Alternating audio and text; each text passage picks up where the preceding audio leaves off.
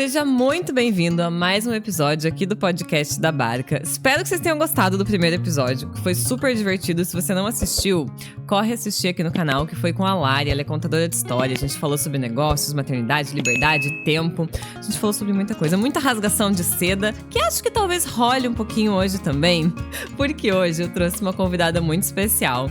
Ela é daqui da minha cidade, olha só, às vezes parece que a gente só chama a gente de fora, mas claro que não, gente. Aqui a gente tem muita coisa boa, inclusive muitos negócios bons. E é por isso que hoje eu trouxe a Bárbara, que é empresária, empreendedora maravilhosa, dona de loja, industriária. E ela vai contar um pouquinho pra gente sobre toda essa experiência que ela tem com essa indústria familiar. Bárbara, seja muito bem-vinda e conta aí pra essa galera um pouquinho do que você faz. Obrigada, Fer, é um prazer estar aqui. Eu sou a Bárbara, sou da Bananina. Somos uma empresa que já está na terceira geração, uma empresa familiar que faz balas de banana aqui em Antonina, um produto extremamente típico aqui da nossa região. E a bala, ela teve o troço da indicação geográfica, né? Gente, isso é muito doido. O que é isso? A indicação geográfica, ela é uma ferramenta de proteção da origem de produtos. E ela veio justamente para poder eternizar o que qualquer pessoa aqui da nossa região já sabe. A bala de banana é um produto típico de Antonina. E a indicação geográfica, ela veio para proteger a origem, proteger a história, proteger a nossa região, para que as pessoas do mundo todo, elas conheçam o nosso produto dessa forma, sabendo que é um produto que protege a identidade do nosso estado. Que legal. Mas essa coisa da indicação geográfica, ela vem... Como que funciona isso? Sei lá, eu quero que tenha uma indicação geográfica do meu produto. Não é bem assim, né? Não é bem assim que funciona. Você tem que provar. Aqui no Brasil, quem cuida disso é o INPI. Uhum. Que é quem cuida das marcas também, né? Quem cuida das marcas e patentes, exatamente. Então, você precisa ter um produto que tem uma história, tem uma tradição muito forte em determinada região. Aqui no Brasil, a gente tem vários exemplos maravilhosos de cafés, de mel, de vinhos, o queijo de da canastra. Queijos, exatamente. E não só de alimentos. Então, por exemplo, aqui no Paraná, a gente tem a indicação geográfica das torneiras de Loanda. Ai, que legal! Exato. Ai, pode ser de outros produtos? Pode ser de outros produtos. Que tem loucura. de renda, tem de panela, tem de sapatos de franca, tem de vários tipos diferentes de produtos. Que legal!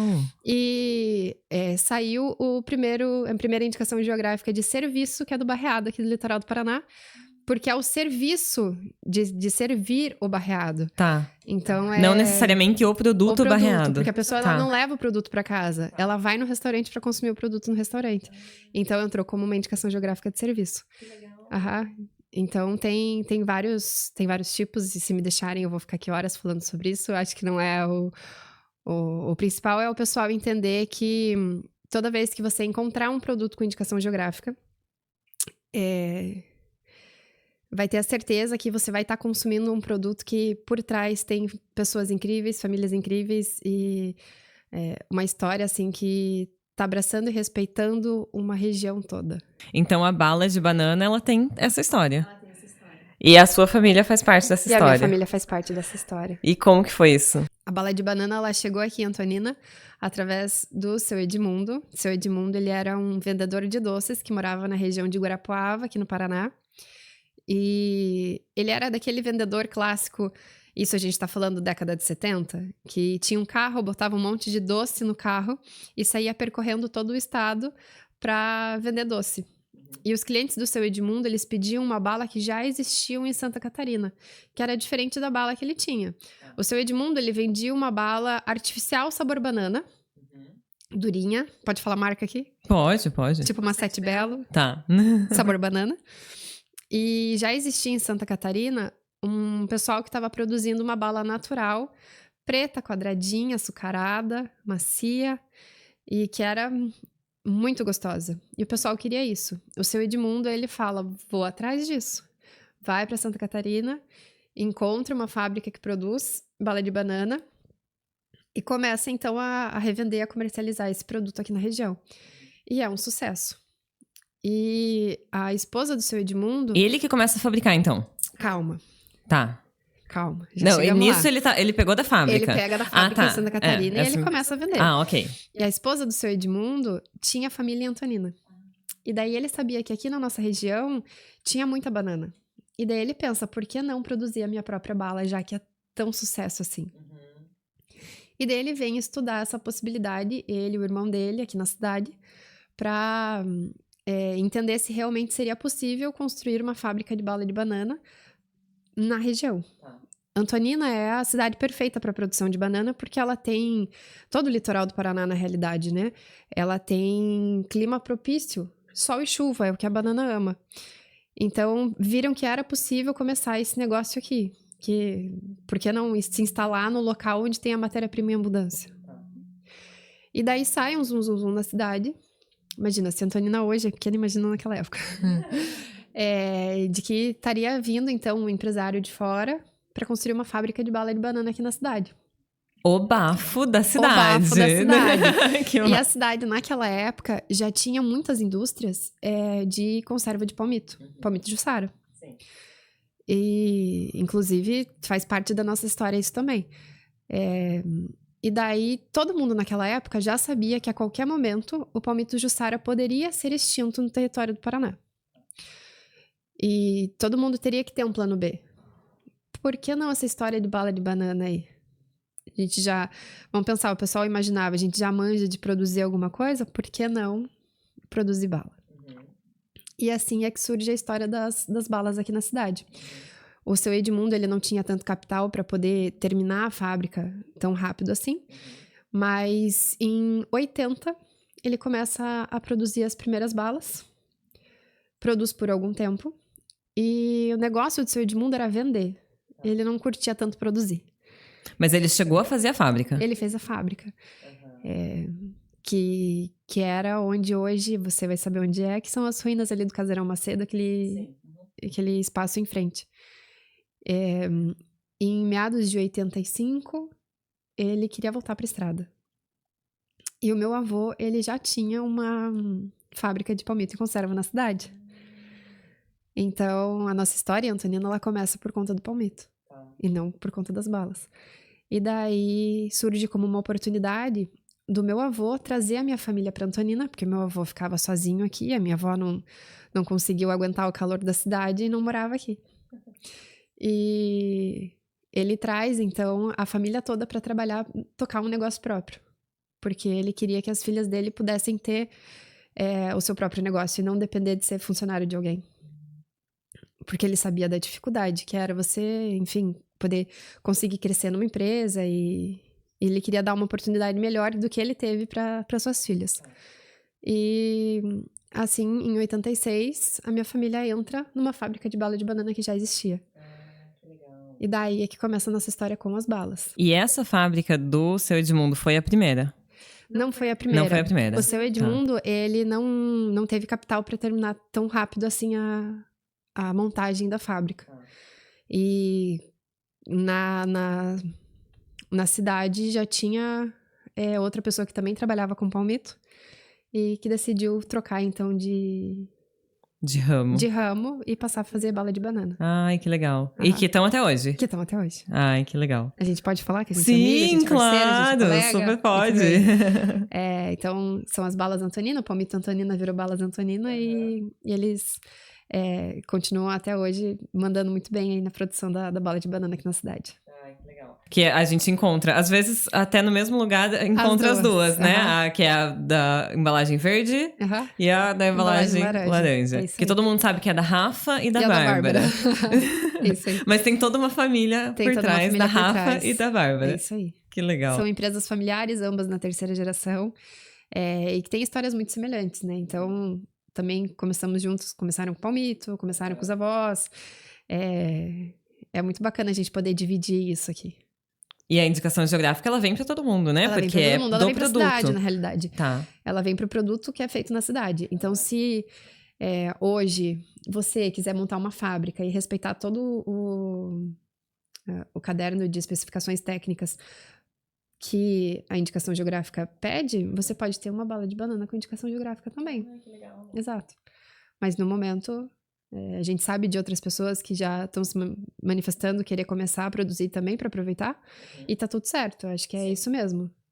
Não, legal. É isso aí. E hoje, toda a produção de vocês é em Antonina?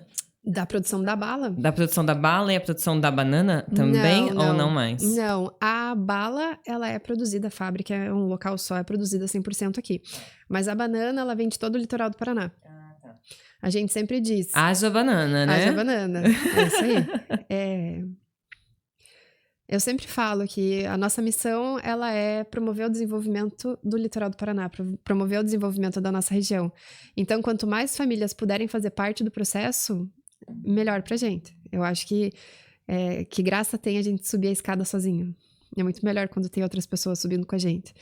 Então, a gente busca a nossa matéria-prima de pequenas famílias de todo o litoral do Paraná.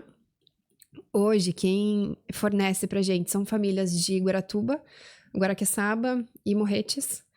E somando todo mundo aí, dá mais de 50 famílias pequenas que se unem para poder fornecer, porque a gente precisa de uma carga aí semanal de 300 caixas de banana. Isso dá quanto em peso? Cadê a calculadora? Eu sou do jornalismo, minha gente. Mas dá bastante. Dá bastante. Ó, dá quanto em caminhão? Banana, dá quanto em caminhão? Umas 6, 7 toneladas de banana por semana. Caramba, por semana? Por semana. É Meu muita coisa. Deus, é muita banana. Mas assim, a banana, um quilo de bala de banana é uma média de 5 quilos de banana. Perde muito na produção. Então, É tipo fazer um doce. É tipo fazer um doce, né? Tá. É um brigadeiro de banana. Exato. Essa é a ideia, fazer um brigadeiro de banana. Que legal. E vocês... Hoje vocês têm uma indústria, né? Sim. Vocês sempre tiveram. Uma indústria de alimentos, exato. Isso é muito doido. Eu acho uma loucura. Você falou, se você quiser fazer uma fábrica, Deus me livre. Mas o mais engraçado é que eu só me toquei. Porque imagina, a fábrica, ela existe desde 73. Esse ano a gente completa 50 anos de fábrica. E é fantástico. Mas eu cresci nisso. Eu sou de 93, então pra mim... É super normal ter uma fábrica, viver dentro de uma indústria. E eu acho que eu só me dei conta que não, que realmente esse pensamento que você tem não é isso, pouquíssimos anos atrás. Que eu falei, não, pera, não é bem assim que funciona. Isso aqui é novidade para muitas pessoas, para, sei lá, boa parte da população que não tem contato com uma indústria, principalmente trabalhar com alimento e...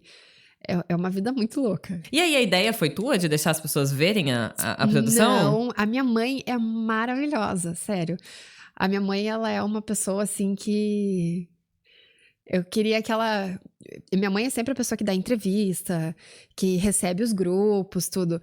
Mas eu queria que ela falasse mais sobre a vivência dela. Vamos trazer sua mãe aqui. Vamos trazer minha mãe aqui. Minha mãe é maravilhosa, sério. Minha mãe é incrível. E ela que tem as melhores ideias. Eu digo que eu sou a pessoa que eu não sei criar, eu sei executar. A minha mãe é a pessoa que viaja e gosta, assim, de fazer coisas diferentes. E por conta... agora vamos lá. Quando que foi a Copa do Mundo que... 2000 e bolinha? Teve uma Copa do Mundo? Desculpa isso, péssimo em futebol. Teve várias. Eu também não sei ano de Copa. Péssimo em futebol. Não sei. Mas teve uma Copa do Mundo em 2000 e bolinhas que o Sebrae, maravilhoso, inclusive, vocês que estiverem querendo começar ou já estiverem começando uma empresa, se abraça, porque tem cursos excelentes, consultorias excelentes. Ó, o Jabá aqui, se abraça, se cola no Sebrae, que o Sebrae é fantástico. E o Sebrae convidou a gente para participar. Eu não estava na fábrica nessa época, então eu não sei muito bem como aconteceu. Para apresentar produtos do Brasil na Copa do Mundo. E a gente foi selecionado para participar dessa cesta de produtos brasileiros. Que eram até embalagens em formato da Copa, em Brasil, em rótulos brasileiros. Foi bem divertido. E por conta disso, nessa história de consultoria, tudo, o Sebrae convidou as empresas para irem visitar outras empresas que já estavam trilhando cases de sucesso, né, Brasil, para poder a gente aprender como se trabalhava e poder implementar isso nos nossos negócios. Isso a gente está falando do início de 2004, 2008. E levam a minha mãe para fazer uma missão técnica em vinícolas lá da Serra Gaúcha. que inclusive já tem indicação geográfica e tudo. E daí a minha mãe assistindo lá, passeando pela vinícola e assistindo e vivenciando aquilo, falou, opa, peraí, eu também tenho uma indústria. Que ninguém sabe como é que faz. E eu sei que, assim como eu estou amando ver como funciona uma vinícola, várias outras pessoas vão amar ver como é feito bala de banana. Vamos mudar tudo. E daí a minha mãe, ela volta pra fábrica e muda tudo de lugar e começa, que faz um museu. Deixa todo mundo maluco. Deixa todo mundo maluco. Até porque mudar a paginação ali da fábrica não era uma coisa fácil, né? E faz com que a gente possa ser uma experiência para quem nos visita. E daí ali começa, em Passos de Bebê, as primeiras visitas na fábrica. Porque não é entrar dentro da fábrica. Porque diferente da vinícola, eu já fui, você já foi também, né? Você pode entrar. Lá você pode entrar, você passa pelo meio dos barris, você porque se não tá diverte. produzindo. Porque não tá produzindo. Porque produz só uma vez no ano e olha lá. Eles estão armazenando, na verdade, né? Só que é diferente do nosso caso, que a gente produz todos os dias. Todo dia, Então eu não tenho como autorizar a entrada de pessoas dentro da fábrica, porque... questão de higiene também, segurança, né? Claro. Não tem como. Mas a gente fez um janelão pegando a melhor parte da produção, que é a parte mais legal de acompanhar, do corte, de embrulhar, para que as pessoas elas pudessem assistir de pertinho ali o grande finale da produção. Não sei se você pode falar isso, qualquer coisa a gente corta, se não puder. Sem problema. Mas como que foi a reação dos seus funcionários, dos seus colaboradores, quando a tua mãe falou que eles iam ficar... Eles iam ser, eu digo... Expostos, se for a palavra. Mas é tipo eu isso, entendo. né? Que as pessoas iriam ver eles trabalhando. Eles ficaram super receosos. Assim, ó, a gente tem todos os perfis de funcionários. A gente tem o perfil do funcionário que adora conversar, adora falar, explicar, mas se precisarem que eu atenda a loja, eu vou desmaiar e fingir que eu não tô aqui, mas de longe tudo bem. Tem o pessoal que adora aparecer e faz pose e sorrir. E tem o pessoal que quando vê o turista chegando com a câmera, já vai se esconder e fazer outra coisa dentro da fábrica, porque não gosta de aparecer. E tá tudo bem. Mas você lembra de como que foi a primeira reação? Eu não tava na fábrica. Ah, você não tava. Eu não presenciei isso. Tá. E daí, lógico, todos os outros funcionários novos que foram entrando, eles já entraram sabendo que isso acontecia. É diferente. É diferente. Só que assim, como o nosso produto é um produto que faz muito parte da identidade, da memória afetiva dos paranaenses, então, todo mês, sem exagero, entra em contato com alguém, entra em contato com a gente, alguma TV ou rádio, alguém querendo fazer entrevista lá na fábrica. Então, já há muitos anos, eles estão habituados a ter equipe de câmera e luz, enfim, equipe jornalística, vou chamar, não sei como é que chama. Dentro da fábrica, equipe de filmagem, exato. Então, eles já estão habituados a ter equipe de filmagem mostrando tudo que é feito lá. Já quebrava o gelo. Mesmo com a fábrica fechada, já ia quebrando o gelo. Hoje, já é comum. Já é normal. Mas aconteceu uma vez com uma cliente dela falar, ela olhou e falou: eles nem fazem a bala aqui. Isso aí é um teatrinho só. Daí eu falei, sim, contratamos, são atores que estão aqui todos os dias fingindo que é feito aqui desta forma arcaica de produção de bala de banana, só porque é legal. Seria mais caro fazer isso do que produzir ali mesmo. Exato. E daí ela ficou sem entender, tipo... porque isso que você falou que é arcaico, né? Porque apesar... E aí a gente entra nesse quase um contrassenso. Porque vocês são uma indústria. Sim. Vocês têm todo o processo da indústria. Imagina, tem sei lá quantas famílias envolvidas. Porque você falou 50 famílias só de banana. De produção de banana. Mas se você contar todas as famílias que estão envolvidas na indústria, esse número triplica. Então, você tem essa indústria, tem tudo isso, mas ao mesmo tempo o processo de produção, ele é extremamente artesanal. arcaico artesanal. Artesanal. E a gente mantém o mesmo maquinário da época que meu avô entrou na fábrica. Meu Deus! Então... Por que vocês fazem isso? E eu vou te louca, falar, né? é porque faz parte do nosso coração. Tá. Mas ele é um maquinário que funciona super bem. Funciona super bem. E lógico, é igual carro. Os antigos, as peças eram muito mais resistentes, muito mais forte, durava melhor. Só que os atuais, eles entregam uma capacidade de produção muito maior. Então, a nossa produção, ela é limitada. E eu digo que pode ser que a gente está completando 50 anos esse ano. Pode ser que daqui 10 anos eu venha aqui e esteja contando uma história totalmente diferente. E tá tudo bem também. Mas isso é ser empreendedor. Isso é ter um negócio. É isso aí. É isso. A gente, por muitos anos, e faz o possível, só que lógico, a gente tá falando de maquinários muito antigos e que às vezes eles dão um baile na gente e faz parte.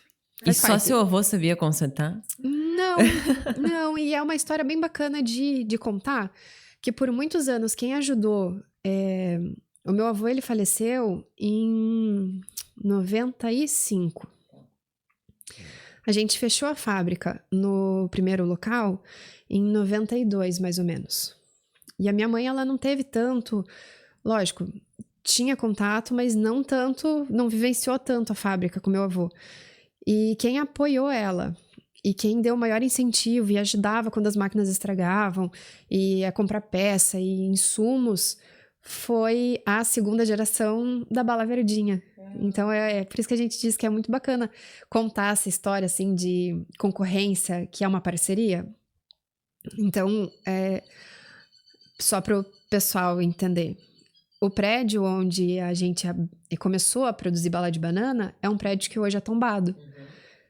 Faz parte do patrimônio histórico da cidade. Então, lá em meados de 90, quando começou a ficar um pouco mais rigorosa e, claro, certíssimo, vigilância sanitária, segurança por parte dos bombeiros, tinham muitas adequações que a gente não podia fazer naquele prédio, justamente por se tratar de um prédio histórico. Então, o meu avô, na época, ele preferiu fechar a fábrica. Então, lá em 92, o meu avô fecha a fábrica e ficava um sonho dele poder remontar a fábrica aonde era a fábrica de palmito, que é o nosso prédio atual. Ah, que legal. Ah, então vocês já tinham aquele espaço. Aquele espaço já era a fábrica de palmito, que é até hoje a fábrica de palmito, a gente só aumentou ela e trouxe o maquinário para lá anos depois. Ah, vocês ainda têm fábrica de palmito? Ainda tem. Nossa, eu nem sabia. Só que como o palmito pupunha, e lógico, o carro-chefe é a bala de banana. A gente Tanto é que eu nem usa... sabia. Meu Deus do céu. A gente usa a mesma equipe para fazer o palmito. Então, não tem como a gente parar a equipe sempre para fazer o palmito. Mas sim, a gente mantém ainda. Agora trabalhando com pupunha, né? Que é 100% ecológico. Então, eu também compro aqui da nossa região. Incentiva as famílias a entregarem pra gente. São famílias diferentes. Mas é uma produção que nem se compara à quantidade da bala. Até já me perdi onde a gente estava. E aí seu avô fecha a fábrica e fica com o sonho de reabrir a fábrica no prédio onde era. E é muito louco, assim, porque o meu avô, ele tinha isso na cabeça dele. Então, ele andava pela fábrica e ele falava pro meu pai, olha, tal espaço serve para isso, tal espaço serve para aquilo, a gente pode montar a área de descasque aqui, a área de maquinários aqui, e ele faleceu. Ele faleceu em novembro de 95 e a minha mãe, em 96, começou a botar no papel e construir da forma que ele queria. Sentou com meu pai e falou, vai, vamos lá. Lembra aquele monte de conversa que já teve? Agora é a hora. Agora é a hora, vamos desenhar isso. E a gente começa a levantar com a fábrica de bala. Pequenininha. Eu pequenininha, baby. Eu andava no meio da Olha só, da mas hora. eu acho que isso é legal também, porque às vezes a gente fica esperando, agora que a gente tem o Apollo, né, que tá com 6 meses, e a gente começou a fazer o clube de leitura agora. E aí tem muita gente que fala isso, né? Meu Deus, vocês são loucos, que loucura fazer com criança tão pequena. Por que não espera crescer um pouquinho? Esperar até quando? São as melhores memórias que eu tenho. Quando eu era criança, a fábrica de palmito estava todo vapor, do Jussara na época. A gente exportava palmito, a gente chegou a ter mais de 6 indústrias de produção, porque o palmito, imagina, cada árvore de palmito dá praticamente um vidro de palmito. Então, Só? Aham. Meu Deus, eu achei que dava um pouco mais. Não. Um vidro. É porque a gente pega só o miolo, a parte muito boa, Sim, sim. nobre do palmito. Claro. Dá pra aproveitar até um pouquinho mais, só que daí é a parte mais dura. E Caramba. aquela parte crocante que quase ninguém gosta. E a gente preferia fazer a instalação, isso na época do meu avô, né? Eu nem cheguei a presenciar isso. Mas instalava a fábrica na área onde estava extraindo o palmito. Pra você não precisar ter que transportar todas as árvores pra um local só. Então, montava a indústria lá e usava toda a área e enfim. Tem vários produtos que fazem isso. Eu acho que é até mais fácil, né? Sim. Mais econômico trabalhar dessa forma. E quando eu era criança, existia apenas a fábrica de palmito. A bala entrou depois, né?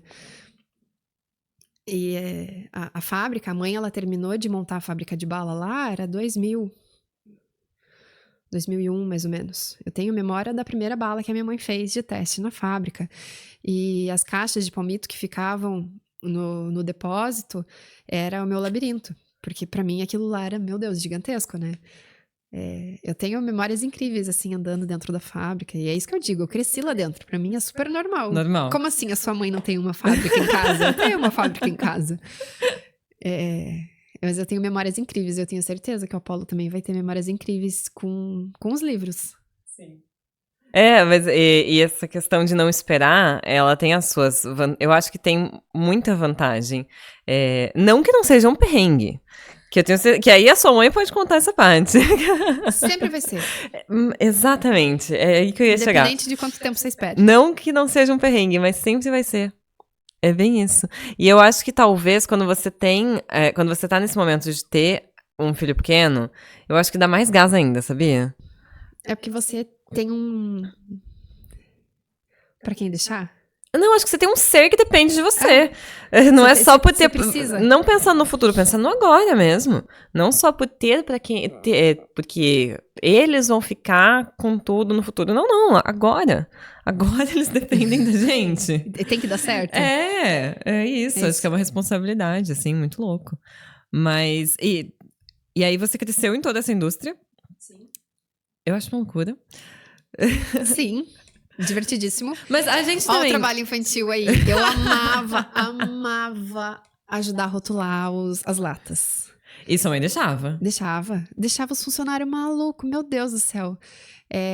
Porque, lógico, aquela história de quanto tempo que grávida fica? 6 meses? Fica afastada da empresa? A empreendedora? Não. Exato, é aí que eu quero chegar. Tá. É 4 meses legalmente, funcionário público normalmente é 6. No segundo mês, eu já tinha um bercinho do lado da mesa de escritório da minha mãe. Isso. E é isso aí. Então, eu literalmente... A minha mãe, ela não parava de trabalhar. Eu literalmente cresci lá dentro. E até hoje ela...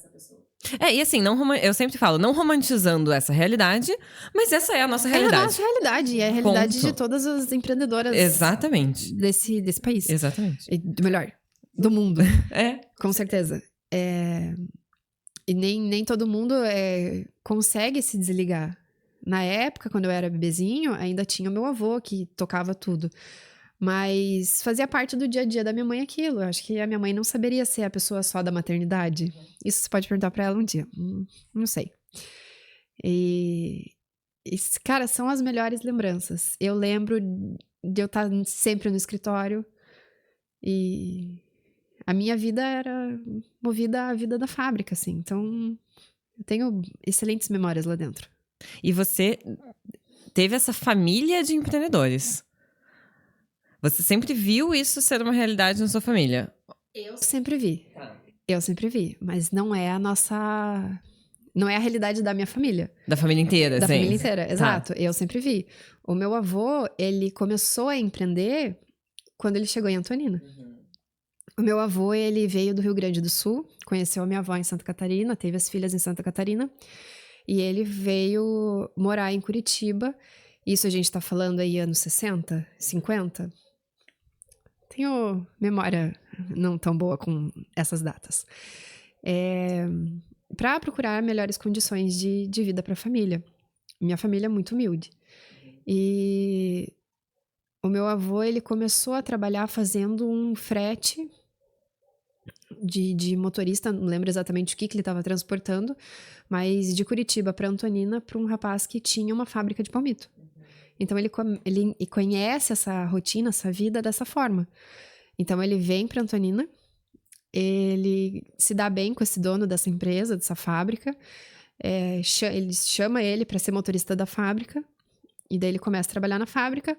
De motorista ele passa encarregado, começa a conhecer um pouquinho mais da produção, começa a entender a logística, o dia a dia de produção ali da fábrica, e vira gerente, se dá super bem, entende tudo que está acontecendo ali, e daí o senhor, que era proprietário da fábrica, ele decide ir embora. E como parte do pagamento, ele deixa... que é muito louco hoje em dia você imaginar, ele deixa o maquinário para o meu avô. Mas é que fazer palmito são exigidos poucos maquinários. O meu avô, então, ele topa dar continuidade na fábrica. E daí é onde começa a nossa história como uma família empreendedora. Que legal. É assim que inicia tudo. Quase que caiu de paraquedas. Mais ou menos isso. O meu avô, ele fez uma amizade, e até esses tempos atrás a família dele foi lá na fábrica, e eu até tentei perguntar, tá, mas e como é que isso aconteceu? Porque ninguém sabe me contar. O meu avô, ele começa essa parte do palmito, ele sabendo gerenciar o dia a dia da fábrica. Mas a parte administrativa... Porque ele tava lá dentro. Ele tava lá dentro. Uhum. A parte administrativa não era com ele. Ele fez sociedade com um chinês, que é o Seu Zung Sui Shen, que é o nome da rua da fábrica. O Seu Zung, ele era um chinês que veio fugido da Segunda Guerra, foi para São Paulo porque tinha alguns amigos, e eu não quero contar errado a história, mas eu sei que é mais ou menos isso. Perguntei para a família um tempo atrás, e acaba vindo para Antonina para plantar arroz em Antonina. Ali no quilômetro 5, mais ou menos. Ótimo pra plantar arroz aqui também. E nem imaginava. Quando eles me contaram isso, eu falei, nossa. E eu não sei como ele e o meu avô se conhecem. Só sei que viram amigos e decidem ser sócios. E foi uma sociedade que deu muito certo. Porque os dois, eles tinham um match bom, que é difícil entre... Sim. Né? Quem tem sócio aí sabe que nem sempre é um mar de rosas. E eles são muito bons. Então, o seu Zung, por ser chinês, e parece que eu tô estereotipando, mas os caras são muito bons em administrar as coisas. Isso é muito legal. E uma pessoa muito honesta, muito séria. Eu acho incrível. A gente tem o relógio do seu Zung, que ele anotava atrás quanto tempo durava cada pilha que ele colocava no relógio. Ele era uma pessoa extremamente administrador. Ele era essa pessoa. E deu match com o meu avô, que sabia fazer literalmente tudo dentro da fábrica. E essa sociedade, ela vai caminhando junto aí até o seu Zung falecer. E ele não tinha filhos? Ele tinha, os filhos ficaram um tempo trabalhando, mas daí não era o negócio deles. Vendem a parte deles pra nossa família, a gente continua administrando sozinhos. E aí fica só com a família de vocês. Fica só a gente. Entendi. Então, quando eu nasci... Já era só a sua família. Entendi. Legal. E aí você tá nessa realidade muito louca, mas vocês só tinham essa produção. Só essa realidade de indústria. Só. Até o momento. Só. Né? A gente sabia produzir, sabia vender, sabia produzir. E vendia pro consumidor... Vendia para mercado. Vendia para revenda. Vendia para revenda. Tá. É o B2B. Sim, B2B. Sempre B2B. Sempre B2B. A gente até tinha, assim, no escritório, um balcãozinho para atender clientes, caso clientes aparecessem. Tá. Mas não era o nosso foco. Nosso foco sempre foi vender para loja, para mercado. Vender pro lojista, né? O que é muito legal, né? É ótimo. Eu acho que o trabalho... Não que seja diferente. Menor, é diferente. É diferente. Exatamente. Não é que é um trabalho menor, mas é um trabalho diferente. Hoje a gente tem os dois. A gente tem tanto o B2B quanto o B2C. E o prazer é diferente dos dois lados. Então, mas é nesse ponto que eu ia chegar. É porque eu acho que quando você vende pra revenda, você acaba não tendo tantos clientes e você vende mais em quantidade e você tem uma previsibilidade muito maior, né? Porque normalmente quem compra, a pessoa compra, sei lá, amiga, eu não tenho a mínima Caixas, noção do seu fardos. negócio. Ok. Mas ela compra 10 pacotinhos Ok. desses esse mês. No mês que vem, provavelmente ela vai comprar 10 ou 12 ou 8, mas vai girar mais ou menos naquela média, né? Quando você tá lidando com o consumidor final, é zero previsibilidade. Zero. A gente tem uma certa, mas nem se compara, né? E não aí, só como que isso, vocês... são vários fatores externos que Exatamente. influenciam nisso. Assim. Exatamente. Quando você é só indústria, os fatores externos influenciam também, mas não é igual. Não é, né? E aí, em que momento que vocês têm essa virada de chave de falar a gente pode também vender para o consumidor final? Eu acho que a necessidade cria oportunidade. A gente precisava levantar capital. Então, seria mais um ponto de venda. A gente já tinha uns pontos de venda, mas seria mais um. E foi num momento que tava meio fraco, então. Foi. Assim, que nem eu te digo, a portinha, o balcãozinho dentro do escritório sempre teve, porque o escritório sempre estaria ali. As pessoas sempre estariam ali trabalhando. No caso, a minha mãe. As pessoas, a minha mãe. Não custa atender a pessoa. A Fernanda chegou ali para comprar um pacote de bala. Não custa levantar e ir ali atender a Fernanda. Começou mais ou menos desse jeito. Então, em meados ali, vou chutar 2008, a gente entrou para um programa chamado Fábrica do Agricultor, criado pelo governo do estado, para incentivar a agroindústria familiar a poder entrar dentro de uma grande loja, de uma grande rede de supermercado, que na época quem abriu as portas foi o seu Joanir Zonta com o Condor, com o hipermercado Condor. E que foi uma divisão de águas na nossa vida. Então, a gente pôde estar dentro de um grande supermercado. E trabalhar com supermercado é muito complicado. Então, a gente pôde estar dentro do Condor sem precisar, dentro de um grande supermercado, no caso, o Condor, sem precisar passar por toda a burocracia que é você estar dentro de um supermercado. E lá nessa Fábrica do Agricultor, a gente conheceu histórias e produtos de outras famílias fantásticas. E daí a minha mãe pensou, por que não trazer essas famílias pra gente vender aqui na nossa portinha também? Que a pessoa ela vem aqui comprar a bala de banana, ela pode aproveitar e comprar uma conserva. E a gente vai vender um pouquinho mais. Um pote de doce, uma bolacha. Tudo muito simples. A ideia era agregar toda essa galera que vocês conheceram lá, então. A gente conhecia lá, e daí a gente fazia feiras... como que é? Feira de sabores, que chamava. E daí eu criança, eu ia junto, achava o máximo. Tinha a versão da praia e a versão de inverno em Curitiba, que eram as que a gente fazia porque era perto de casa. E daí a gente se reunia com produtores do Paraná todo. Ali é que começou a ser a sementinha em mim do agricultura familiar, e de comprar Paraná, começou nessa época, criança ainda. E daí eu comecei a conhecer histórias de famílias e produtos de famílias do Paraná todo.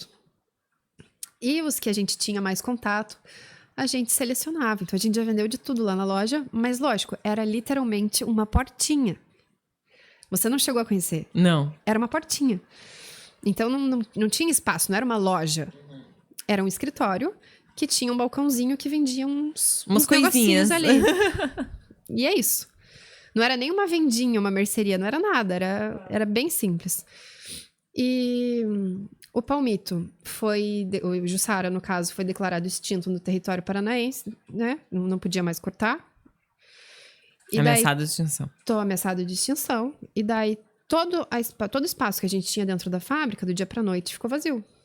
Vocês não foram pra pupunha já de cara, então? Não, a minha mãe tinha pavor de ouvir falar a palavra pupunha. Não me diga! Mas, nossa, eu acho que agora é que parou um pouco esse preconceito, né? É porque lá atrás, Pupunha era uma coisa horrível e palmito era uma coisa boa. Pupunha era Então. coisa que era... Nossa, a pizza é feita com pupunha. Até me ajeitei na cadeira aqui. Tá até nervoso falar da Tô pupunha. nervosa. Mas você sabe o que é? Hoje eu entendo. A expertise de fazer jussara é totalmente diferente pra trabalhar a pupunha.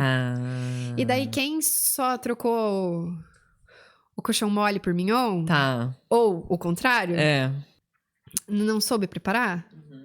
e deu errado. E deu muito errado. E as primeiras conservas que vieram lá atrás, vieram da galera que sabia produzir jussara. E a pupunha era dura. Horrível! Horrível! Então, era esse o preconceito que a minha mãe também tinha. E lógico, nossa... Não, mas acho que é que eu não sei. Quando a gente fala assim, eu sei que tem gente, tipo, da Bahia que assiste muito a gente. Eu não sei se isso é uma realidade lá, assim. Eu fico pensando, será que eles. E fiquei até com vergonha e tímida agora. Mas é que eu não sei se é uma realidade. Mas aqui no Paraná, isso foi uma realidade que todo mundo falava. Então, imagina, eu que não tenho nada a ver com peixe. Nem morava aqui, eu morava em Curitiba, eu cresci em Curitiba minha vida inteira. Mas eu sabia que a pupunha era uma coisa horrorosa e só palmito presta. Então, eu acho que lá eles nem usam a jussara pra palmito, né? Eles, eu não sei. Conta Nem pra imagina. gente o que Eu sei vocês fazem. Quem é da Bahia, eu sei que o baiano ele vai entender que eu vendo nego bom. Não é bala de banana isso aqui, não. É nego bom. Eles chamam de nego bom? Aham. Que legal. E tem o pessoal no norte que chama de atum. Não me diga. Acredita? Como assim? Assustei o dia que eu descobri. Mas enfim, voltando. Tá. Se deixar, eu viajo aqui. Então, Então, daí vocês não ficaram mais produzindo o palmito, não trocou o palmito por pupunha. não direto. Não foi assim. Não foi. Foi muitos anos depois que a minha mãe topou fazer pupunha. Só que daí toda a estrutura que a gente tinha pra fazer o palmito de jussara ficou vazia. A gente ainda tinha o escritório, que era uma portinha. E daí lá atrás da fábrica, que era, vamos pensar assim, o nosso chão de fábrica, vazio. E daí, há muito tempo depois, a minha mãe pensou, lá atrás é de frente para asfalto. Vamos rasgar uma abertura, que era tudo mato, né? Vamos rasgar uma abertura. Quando eu cheguei aqui, era tudo mato. Se você pega a imagem aérea da fábrica, quando a gente chegou na fábrica, o bairro não existia. Imagino. Era tudo mato. Uhum. E a fábrica ali no meio. Uhum. Hoje é um bairro maravilhoso. Sim.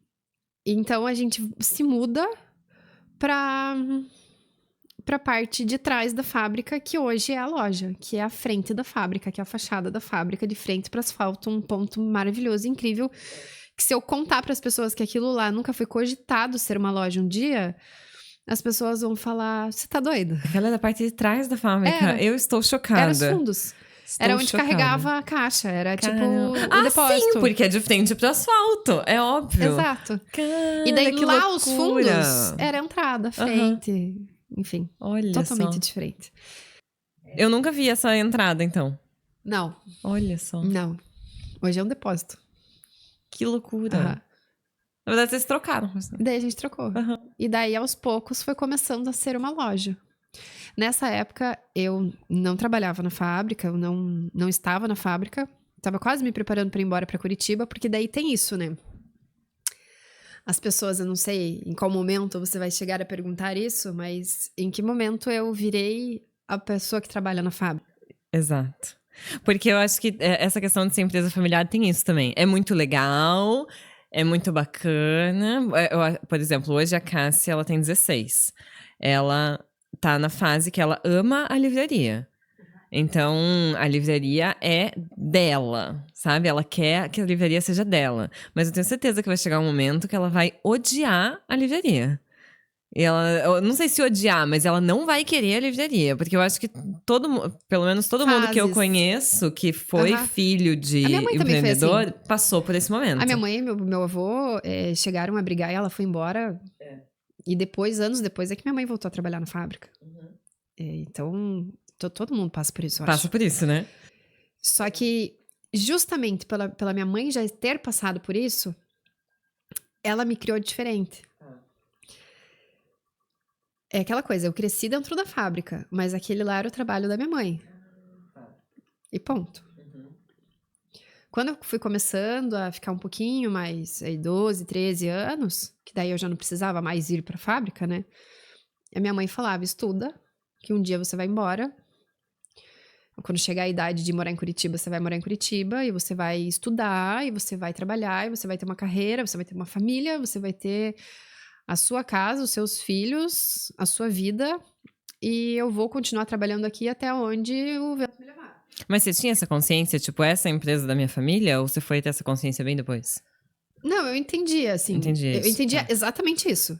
Essa é a tá. empresa da minha família. Ah, tá. Ponto. Tá. A minha mãe trabalha ali. Ponto. A gente faz bala de banana. Ponto. E eu tô falando isso porque era literalmente isso que eu entendia do negócio. E ok, então beleza. Então eu vou fazer lá 16 anos, 17 anos, eu vou embora pra Curitiba e foi o que aconteceu. Fui embora pra Curitiba, eu fiz cursinho, entrei na faculdade, me formei em comunicação, comecei a trabalhar e sabia que a minha mãe trabalhava numa fábrica de bala de banana que por acaso era dela. Ponto. Era tudo isso que eu entendia da... era tudo isso que eu entendia da fábrica. Não entendia absolutamente nada. Se me perguntasse como é que faz bala de banana, eu vou falar, é com banana. Ponto. Era só isso que eu sabia.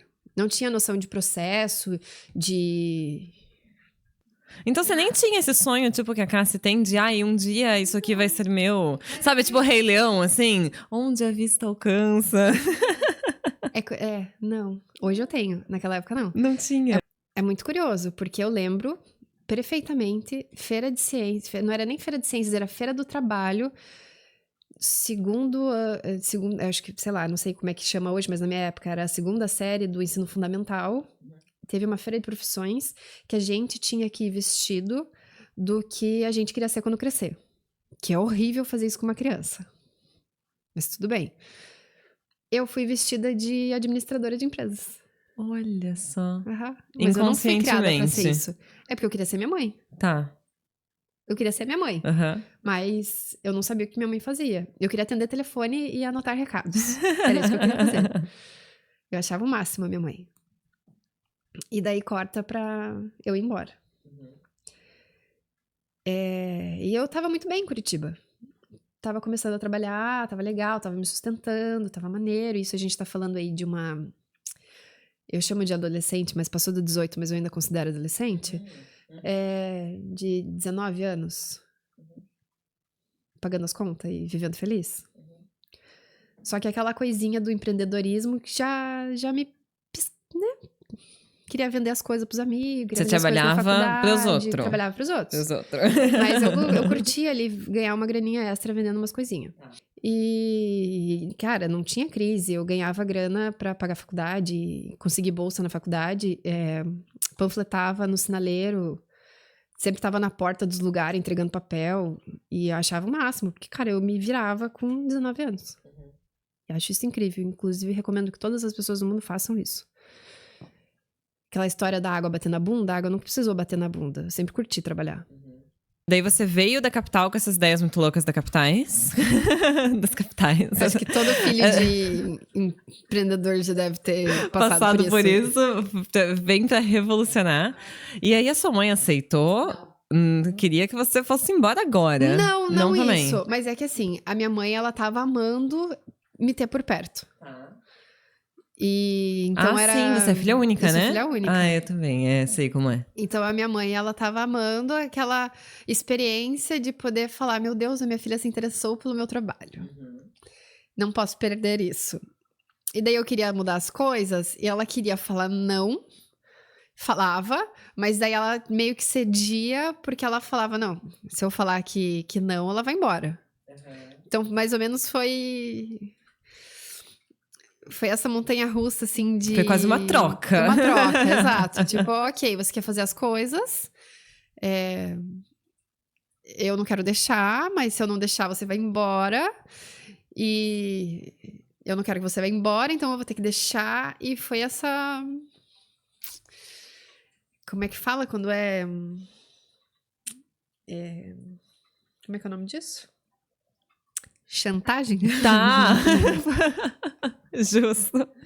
Foi essa chantagem aí que essa moeda de troca que eu tinha muito importante, que era não quer, eu vou embora. Mas você tinha um plano de apresentar resultado no que você fazia, Eu mais acho ou que menos. isso a gente não podia chamar de plano na época. Tá. Era só ir existindo, Aham. sabe? E vivendo, e levando. E vamos ver até onde vai essa onda aí. Era tudo muito simples, era tudo muito pequeno. E eu queria, imagina, eu morava na capital. Eu via grandes negócios de luxo. De luxo não, mas eu via grandes negócios, grandes marcas. E eu queria, poxa vida, eu queria um pouquinho daquilo pra mim também. Mas isso é super importante. É. Nossa, isso é super importante. Só que, cara, com que dinheiro?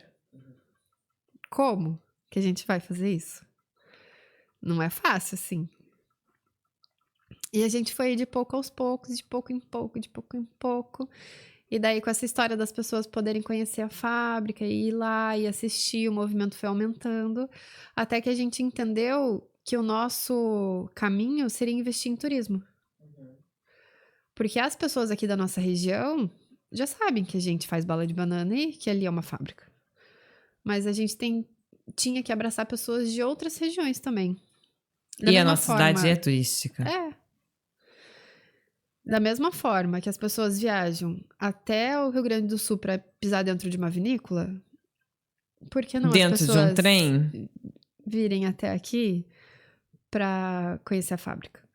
E daí a Dentro gente de um foi- trem dentro de um trem também? também. E daí a gente foi mudando um pouquinho a nossa mentalidade de negócio. Daí é que o jogo vira no sentido de o que você faz hoje? Hoje eu sou um empreendimento turístico. E isso começou a aparecer naquela época. Por isso que eu digo que a loja do jeito que tá são as vozes da minha cabeça. Daí a gente começou a se movimentar para realmente abraçar o turismo. A gente não abria final de semana. Que horário que o turista passeia? Na quarta-feira, meio-dia? Quem que abria final de semana? Mas ninguém aqui abria final de semana. Tá entendendo? Isso é uma construção também, né? É, Eu acho que isso é uma construção de. Essa mudança de entender também, às vezes entender que a cidade é turística, porque às vezes a gente está imerso no que a gente já faz. Talvez a tua mãe deve ter passado por isso, né? Ela já estava fazendo, ela estava fazendo bem. Ela tinha o dinheirinho dela, não tinha? muito, sim. Ela sobreviveu a Exatamente. mais de 40 anos de empresa dessa forma.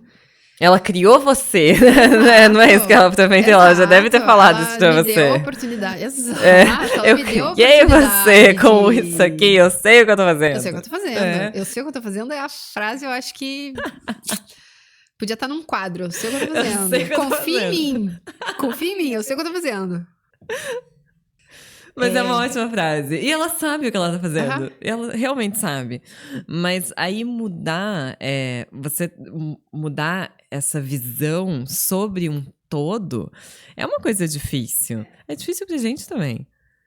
A mãe falando, eu lembro do dia que ela me contou da primeira excursão que pediu pra ir lá 12:30, que era o horário que eles tinham disponíveis.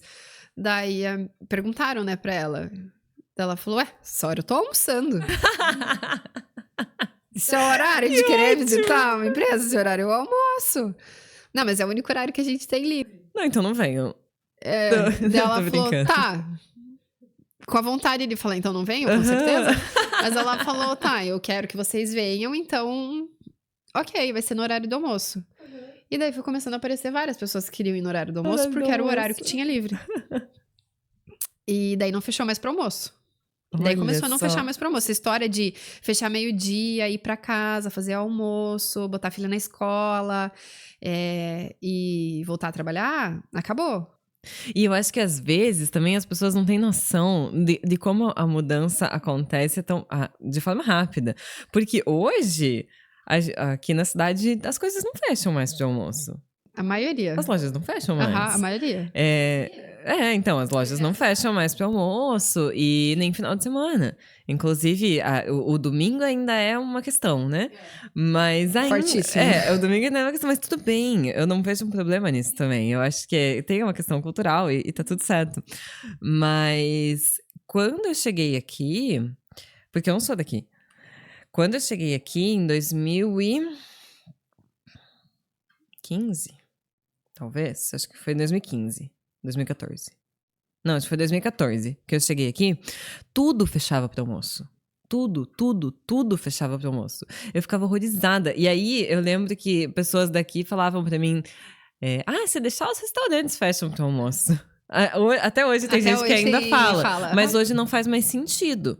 Quando eu cheguei aqui, fazia sentido, porque as coisas, tudo fechava. Na hora do almoço não tinha nada.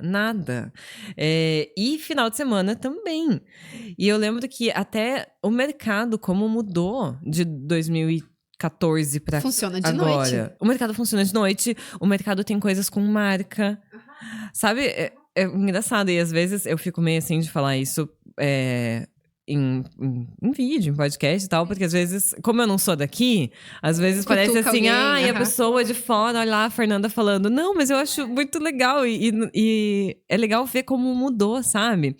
Mas quando eu vim aqui em 2014, as pessoas vinham de Curitiba me visitar aqui na chácara, e aí falava assim, você quer que leve alguma coisa? Eu falava, pelo amor de Deus, traz um pacote de papel higiênico neve. Porque não tinha. Você não tá entendendo. Não tinha, os mercados eram pequenos. Agora tem mercado grande e foi muito rápido. A gente tá falando em 10 anos.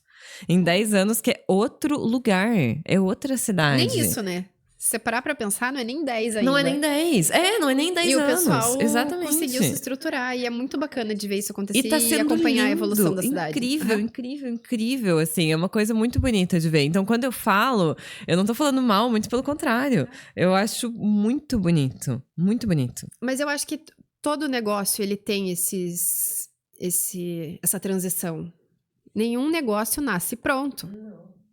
Todo negócio nasce pequenininho e vai crescendo. E vai se modificando. E tá tudo certo, é isso mesmo. Só tem que começar o negócio. Exatamente. Tem que ir. Quando eu vim morar aqui, a loja fechava no sábado. Mas tudo bem, a loja fechava no sábado por motivos de religião. A minha mãe, ela se tornou adventista no meio do caminho. E a família toda católica, mas entendeu isso e respeitou isso e compreendeu que para ela não fazia mais sentido trabalhar aos sábados. E tava tudo bem. Só que quando eu vim morar aqui, para mim não tava tudo bem. E ok que você não quer trabalhar e tá tudo certo, mas me deixa trabalhar então. Ela falou, tá, então vamos ver se você dá conta. Vamos ver se você aguenta o tranco de trabalhar no sábado. E é isso aí. E a gente tá levando. E hoje a loja tá indo super bem. Final de semana a gente recebe muito turista. E a gente foi adequando o nosso espaço e o nosso negócio de acordo com as necessidades do nosso público. Hoje a gente recebe pessoas de todos os cantos do mundo, todos os dias. E é incrível isso. Porque é um negócio pequenininho, de uma cidade pequenininha. E que tá aí dando muito certo. E eu sei que eu tenho muitos anos pela frente ainda desse negócio, a não ser que acabem as bananas no mundo. Hoje vocês já têm essa visão a longo prazo? Hoje eu tenho. E a tua mãe? Hoje ela tem. Que legal. Hoje ela tem. Mas assim, ela já não se vê mais trabalhando a longo prazo. O que é legal. O que é maravilhoso. O que é maravilhoso. Eu acho que ela merece descansar.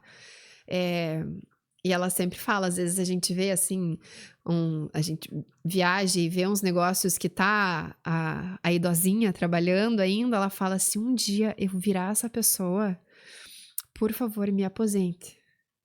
Eu não quero ser essa pessoa que não tem mais condição de estar ali. E às vezes não é nem por necessidade, é por um costume, uma comodidade, né? Ela quer ser a pessoa que tá ali conversando com as pessoas, daí. E não mais gerenciando o local. E a gente tem uma comunicação e uma parceria muito boa entre eu e ela, assim, da gente se entender junto. Ela tem as vontades dela, eu tenho as minhas, às vezes não são as mesmas. E faz parte. Mas a gente se entende. Eu acho que é bem maneiro, assim, essa conexão que a gente tem como mãe e filha, que mora junto, vive junto, trabalha junto e tá... Meu Deus do céu. Às vezes eu tenho medo disso ser não ter cortado o cordão umbilical. Porque eu voltei a morar em Antonina depois de já ter a minha vida fora. E é diferente, é estranho. Eu tô ainda procurando o meu lugar como pessoa. Mas, ao mesmo tempo, tá sendo leve, então tá gostoso. Ai, que massa. E aí vocês começaram a atender, né? O B2B e o B2C. Então, atender tanto... Hoje vocês ainda vendem pra revenda? Vendemos, Pra- mas assim, vamos pensar que da nossa capacidade de produção é uma porcentagem bem menor do que o consumidor final. Ah, é menor. Olha só. Hoje o nosso movimento, ele é porque é lógico. Ainda falamos de maquinários super antigos, que não entregam uma capacidade de produção E da você maneira pensa que... nesse ponto? Ou isso é inegociável? Até coça aqui, ó. Não sei responder.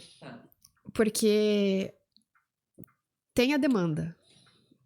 Eu teria muito... Nossa, eu tenho uma fila de espera de cliente lá na fábrica absurda. De cliente revenda. Me dá ansiedade de saber que eu não consigo atender eles agora. E nem todo Você mundo nunca levou o entende expositor isso. pra mim. Tá entendendo? Que eu não tenho. Que eu não posso deixar faltar na loja. Pedidos atrasadíssimos, assim, e que não é de falta de gestão. É porque... Me dá a tua opinião como empresária. Ou como cliente, na realidade. O que você acha mais feio? Chegar lá na livraria e não ter um pacote de bala lá? Ou chegar na fábrica e não ter um pacote de bala na fábrica? Não, com certeza. Tá entendendo? Sim. Então, a nossa prioridade, a gente deixa bem claro isso pra todo mundo, é atender a fábrica. A loja, no caso, que é dentro da fábrica. E daí, quando dá, a gente atende outras pessoas. E essas outras pessoas, hoje, é uma fila enorme de pessoas.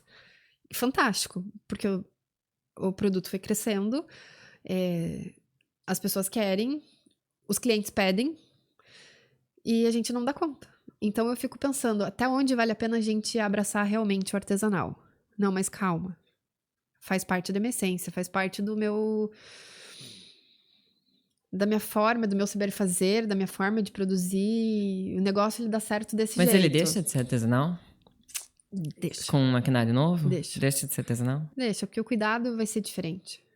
Não, ainda não tô falando numa escala, assim, a nível multinacional. Mas ainda assim é diferente. A gente tá falando de um produto que ele precisa de um carinho um pouquinho maior. E eu tenho medo de não alcançar essa expectativa se eu automatizar a fábrica. É uma decisão difícil. É uma decisão difícil, mas que eu posso tomar ela em algum momento. E Sim. vai estar tudo bem, assim. Sim. Mas eu sempre... Isso é uma coisa que eu falo há muitos anos. Em todos os grupos que eu recebo na fábrica. Pode ser que um dia eu mude de ideia. E não é necessariamente só para querer ganhar dinheiro. Porque eu acho que o dinheiro é consequência. Ele não é o... Não, mas tá tudo bem se for pra ganhar dinheiro também. Mas eu acho que o que me move ali não é ganhar dinheiro. É poder vender a história. Sabe? E se pra eu poder vender a história eu precisar automatizar a fábrica, daí tudo bem.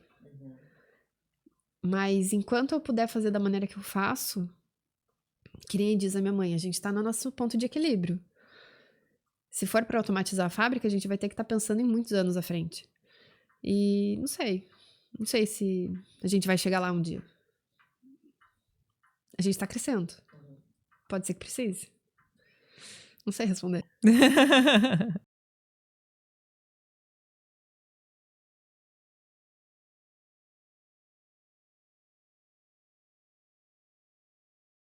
Não é. É uma decisão que vai partir do nosso coração, assim.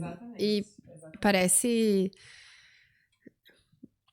Não é infantil a palavra certa, mas parece pequeno você dizer isso. Mas é que pra gente o nosso negócio, ele é muito além do negócio. É a história da minha família. É a nossa vida, faz parte da nossa vida. E qualquer mudança que a gente faça, ela impacta muito, assim, em quem a gente é. Parece bizarro ouvindo de fora isso. Mas Cada escolha ali dentro é uma escolha que tem que ser muito bem pensada e ser feita aos poucos. Tenho medo de fazer por impulsão, impulsividade. Tá. Impulsividade. Tenho medo de fazer por impulsividade, assim, falar, não, peraí, então agora vamos vender bala pra todo mundo e vamos automatizar tudo. E não dar conta. E daí estragar a marca. Porque não soube produzir muito. Não quero, não sei. Ainda não. Me deixa do jeito que tá. Mas é isso que a gente falou também, né, Bárbara? É muito recente. É muito recente, porque quando a gente fala em empresa, em negócio, e a gente tava falando até em cidade, 10 anos foi ontem. Foi ontem. É muito louco. Então, e tudo que já mudou em 10 anos. Não, Daqui 10 anos a gente vai ter outra história pra contar. Vai. E eu acho que não é nem 10. Vai ser muito mais rápido. Eu brinco que eu me formei em jornalismo. Eu entrei na faculdade em 2011. Quando eu entrei na faculdade, a gente tinha que ter as mini DV, fitinha cassete, pra gravar as matérias em fita cassete. Cara, foi ontem. Eu sou uma baby. Olha aqui. Tá entendendo? Hoje em dia um celular faz um documentário, faz um filme, faz tudo. Então, a própria tecnologia tá fazendo a gente ter que crescer mais rápido e acompanhar esse crescimento. Então, eu acredito que as próximas mudanças, elas vão ser muito mais rápidas do que esses 10 anos. Meu Deus, meu avô jamais imaginaria tudo que a gente tá vivendo hoje. Jamais. É difícil de acompanhar. Pra gente é difícil de acompanhar. Ah, mas é muito legal tá contando essa história. Muito legal. E aí, hoje você tem, além de tudo isso, mas você tava me contando antes que ficou meio que uma divisão, né? Tipo, a fábrica da sua mãe e a loja sua. Uma divisão de tarefas. Pra não sobrecarregar nenhuma das duas, tendo em vista que somos nós duas, a gente se dividiu em funções. Então, já que ela se dá super bem em produzir, ela cuida do rolê da fábrica ali, de todas as necessidades que a fábrica exige. E já que o meu negócio é público, meu negócio é estar em contato com as pessoas e, que nem eu disse lá atrás, sou apaixonada por conhecer histórias de produtores que têm vidas, produções semelhantes à nossa. Então, eu fiquei encarregada de cuidar da loja. Cada um no seu quadrado. Se a gente precisar de ajuda uma da outra, a gente pede. Mas no dia a dia, cada um cuida do seu. E no começo você ficava sozinha na loja? Não. Nunca ficou sozinha? Nesse ponto, a mãe, ela sempre esteve junto, assim. Ah, não, mas você não tinha colaborador na loja? Não. Só vocês duas ali? Só a gente. É por isso que a gente trabalha todos os dias. Lógico, eu tenho uma equipe que sempre me ajudou. Mas 100% do tempo ali era a gente. Mas agora você tem uma equipe na loja. Agora eu tenho uma equipe na loja. E eu nem imagino como seria não ter elas ali. Às vezes eu fico me perguntando, meu Deus, como que a gente deu conta sem vocês estarem aqui junto com a gente? Pelo amor de Deus. E você não tá achando sensacional essa nova realidade, assim? Tipo, de ser sábado e você poder estar aqui? Acho. É novo. Bem novo, né? É bem novo. Super. Mas eu acho que é que nem a gente tava conversando, eu acho que vem muito de entender que a fábrica, ela não tem que depender da gente pra funcionar. Independente de qual seja o seu negócio, ele não precisa depender de você estar ali dentro, respirando, com o seu coração batendo pra que ele funcione. Vem daquele ditado, né? Como que é? O gado só cresce aos olhos do dono? Não. Mas eu ainda acredito um pouco nisso, assim. Eu acho que a gente tem que estar presente de alguma forma, não necessariamente com o corpo lá dentro, pra entender tudo que tá acontecendo, porque senão vira uma festa. Exato, mas acho que os olhos do dono... É ter que estar lá dentro. As pessoas entendem que é isso. Se eu não estiver olhando... e aí chega naquela loucura... Mas daí não escala. Pois é, se você faz isso... Calma. Mas é isso que eu queria dizer. Se você faz isso, calma. Mas a questão é que tem muita gente que, se não tá lá...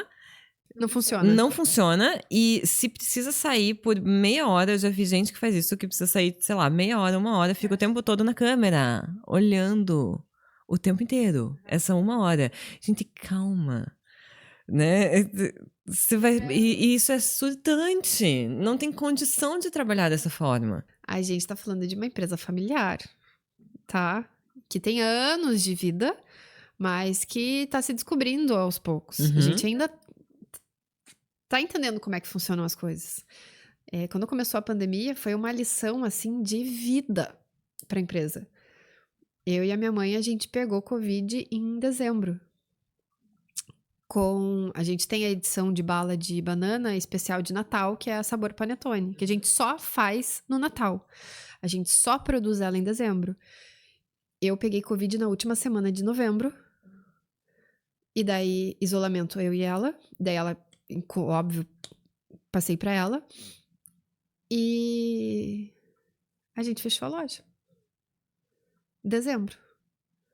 E daí acabou, né? O rolê se estendeu um pouco. A gente voltou a trabalhar, era dia 30 de dezembro, mais ou menos. A gente não teve. A gente começou a vender a bala de panetone, porque daí a loja ficou fechada esse tempo todo, em janeiro. Era março, ainda fábrica não tinha fechou. bala de panetone. A fábrica não, mas a loja sim. E hoje mais 50% é a loja. Mais, bem mais. Tá entendendo? Só que aí que tá.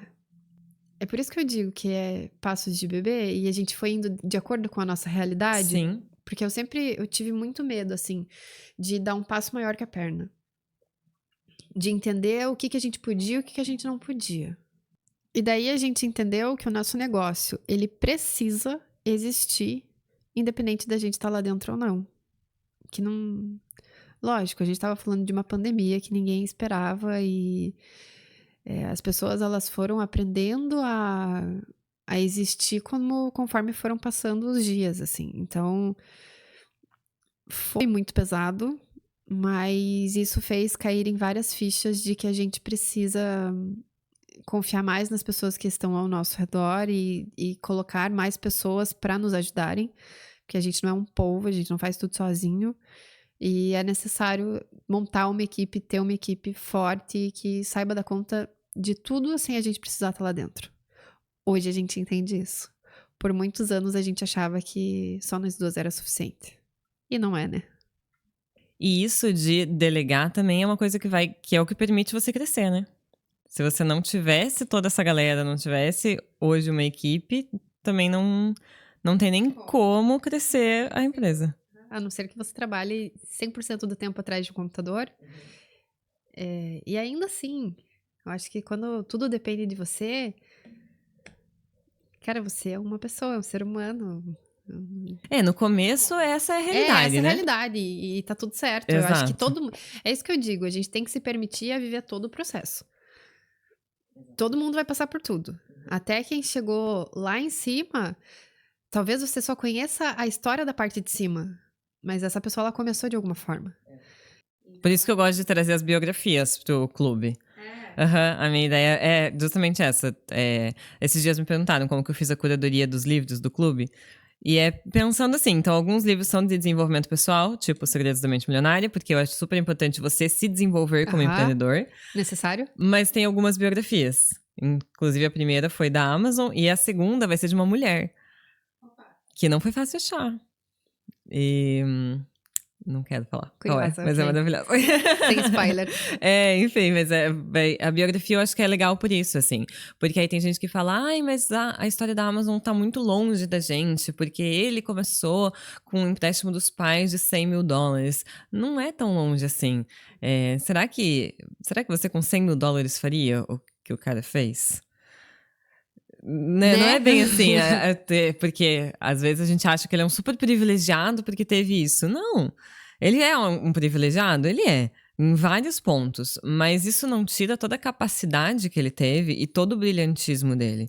Então é fantástico, e saber que ele passou por todo o processo também é muito legal. Você vai ler a Loja de Tudo? Vou. Lê com a gente Tá esse bom, mês, combinado. pega lá. Combinado. A gente lê junto. Tá na hora de tirar ele da estante. Isso, aí você lê junto com a gente. E o mais legal é ver que ele passou por tudo também. Ele passou pela fase de embalar livros, pela fase de enviar livros, pela fase da ideia, pela fase de colocar uma pessoa para fazer alguma coisa na função, né? E saber ensinar essa pessoa a fazer da forma que você gostaria que fosse feita, Exatamente. para que essa pessoa ela literalmente possa te substituir. Exatamente. É isso. Porque aí hoje você pode estar aqui. É isso. E como você disse, aí confiar na minha escolha, e confiar na minha decisão. E saber que não sou eu lá, não vai ser da mesma forma que seria se eu estivesse lá, e tá tudo bem. Esse é o papel do líder. É justamente colocar as pessoas certas nas posições certas e confiar na sua própria escolha. Eu acho que eu não falei isso pra você no podcast. A gente tava falando isso Antes de gravar. Aham. É isso aí. Mas é isso, é confiar na sua escolha. Então, se você colocou a pessoa naquela função, confia em você. Então, acima de você confiar na pessoa, confia em você. Confia na sua escolha. Se você treinou, se você colocou a pessoa na função, se você fez tudo o que tinha que fazer até chegar naquela pessoa estar naquela função, então agora confia. Porque senão você fica louco também. Não, e aí não tem como crescer. Não tem como escalar. Não tem possibilidade, né? E é aí que eu acho que chega a graça do empreender. E de você ver as possibilidades que você consegue alcançar a hora que você consegue, literalmente, delegar funções e passar o que você aprendeu para outras pessoas. E essas pessoas, elas irem se desenvolvendo, irem crescendo e te ajudarem a crescer. E aonde você pode chegar e o que você pode alcançar com isso. É muito maneiro. É muito maneiro. E ver as pessoas crescendo do teu lado. É muito maneiro. É, exatamente. Hoje você tá com uma... Então você basicamente cuida da loja. E hoje você tem a loja. Você é Sim, lojista. eu sou uma lojista. Assim como eu. Ai, que legal. E o que você acha dessa coisa de ser lojista? Você curte? Eu gosto. Eu nunca imaginei que eu fosse ser lojista, sabia? Eu não sei dizer quando é que eu percebi que eu seria essa pessoa. Mas é um universo mágico. É lindo. Eu sou a pessoa que na fila do supermercado eu arrumo a prateleira do supermercado. Eu gosto de fazer curadoria de produtos. E conhecer... Não é assim, pegar um produto e falar, nossa, que produto legal. É conhecer a história do produto, saber quem que fez, por que fez, onde que fez. Eu sei que parece que eu tô romantizando o estresse do dia a dia. Mas é mágico, eu realmente gosto. Eu gosto de atender o público, eu gosto de conhecer pessoas. Eu gosto de me relacionar com o meu público. Saber o que aquela pessoa gosta. Eu nem sei quem é a pessoa, o meu cliente. Eu não sei quem é. Pessoas de todos os cantos. Mas de saber a última vez que ele veio, o que ele comprou e o que ele gostou e pra quem que ele deu, se essa pessoa gostou. Saber que os produtos que eu selecionei, e não só os que eu produzi, porque lógico, quando uma pessoa chega lá e fala que ela é apaixonada pelo meu produto que eu fiz, que eu produzi, que a minha equipe mandou bem e fez aquele negócio acontecer, ganhei o maior prêmio que pode existir. Mas quando eu escolhi um produto certo, que não fui eu que fiz, mas que as pessoas gostaram, eu acertei em dobro, sabe? E isso acontece todo dia, todos os dias, diariamente. As pessoas, elas gostam, elas voltam, elas indicam. Hoje você trabalha com vários produtos na loja, não só com a bala. Exato. Hoje a gente tá aqui com as balas. Tudo isso é produção sua, né? Exato. Tudo a gente faz com muito amor e carinho. Produção sua. Essa aqui é sem açúcar? Não, essa é chocolate. Ah, essa eu não conheço. Não ainda, amiga. Essa é aquela sem açúcar, banhada em chocolate. Maravilhoso. Delícia, meu Deus. Melhor combinação do planeta. Ai, coisa boa. E essa aqui? Bala de banana tradicional. Nessa caixinha maravilhosa. Na caixinha presenteável, que o pessoal adora levar de lembrança. Maravilhosa. E essa aqui? Essa é uma bananada de corte. Eu brinco que é uma goiabada de banana. Show. Uma goiabada de banana é ótimo. Pra comer com queijo, comer com pão, comer pura. É uma big bala de banana. E essa história de colocar sabor na bala de banana... A gente precisava ter um diferencial de mercado. Ah, tá. Porque bala de banana já existia. Todo mundo fazia bala de banana. Uhum. E o que a gente ia fazer de diferente pra se destacar no mercado? Qual que seria o nosso diferencial? Fazer outros produtos. E essa ideia foi de quem? Da mãe. Olha só. A tua mãe A mãe é por isso que eu digo, é as a pessoas pessoa não das ideias. sabem, mas a minha mãe é maravilhosa. O pessoal acha que é porque eu sou a mente jovem, que nada, minha gente. Eu sou só a filha. Eu A só filha da obedeço. dona. Eu sou a filha da dona. Que legal. E daí surgiram os outros produtos, os produtos da linha sem adição de açúcar, que não só os diabéticos, Não, eu mas acho mais gostoso.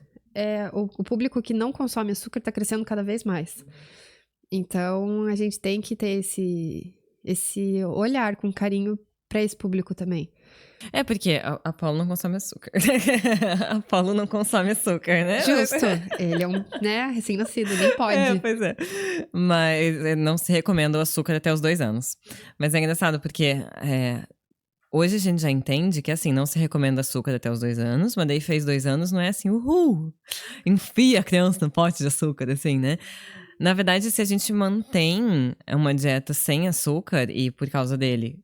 na verdade, quando a Cássia chegou, a gente já diminuiu bastante o consumo de açúcar e de sal. E agora com ele, zero. Exatamente. Mas como a gente vê diferença nas coisas com açúcar. Então, tudo que é com açúcar, ou até com sal, porque como a gente tirou o outro sal gosto. agora... Parece que é muito, sabe? Nossa, tanto é que quando eu vou lá na loja, volta e meia eu pego sem açúcar. Justamente por isso. Porque parece que o que é com açúcar é muito doce. E a sensação que eu tenho é que daqui pra frente vai ser cada vez mais isso. Cada vez mais geral isso. Você não precisa ter algum problema de saúde pra deixar de consumir o sal, o açúcar, tudo em abundância. E é muito legal você olhar pra esse público.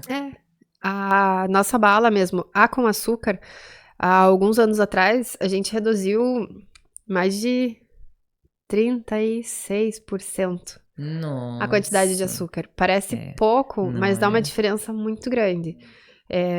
Porque que nem o pessoal não entende, mas pra que serve o açúcar pra gente? O açúcar não serve pra adoçar a bala. Serve pra fazer a liga, né? Não, também. Não, também? Eu achei que era pra isso. Não, o açúcar ele serve pra conservar a bala. Porque os nossos ingredientes são banana e açúcar. A partir do momento que você tira o açúcar, você precisa pôr um conservante.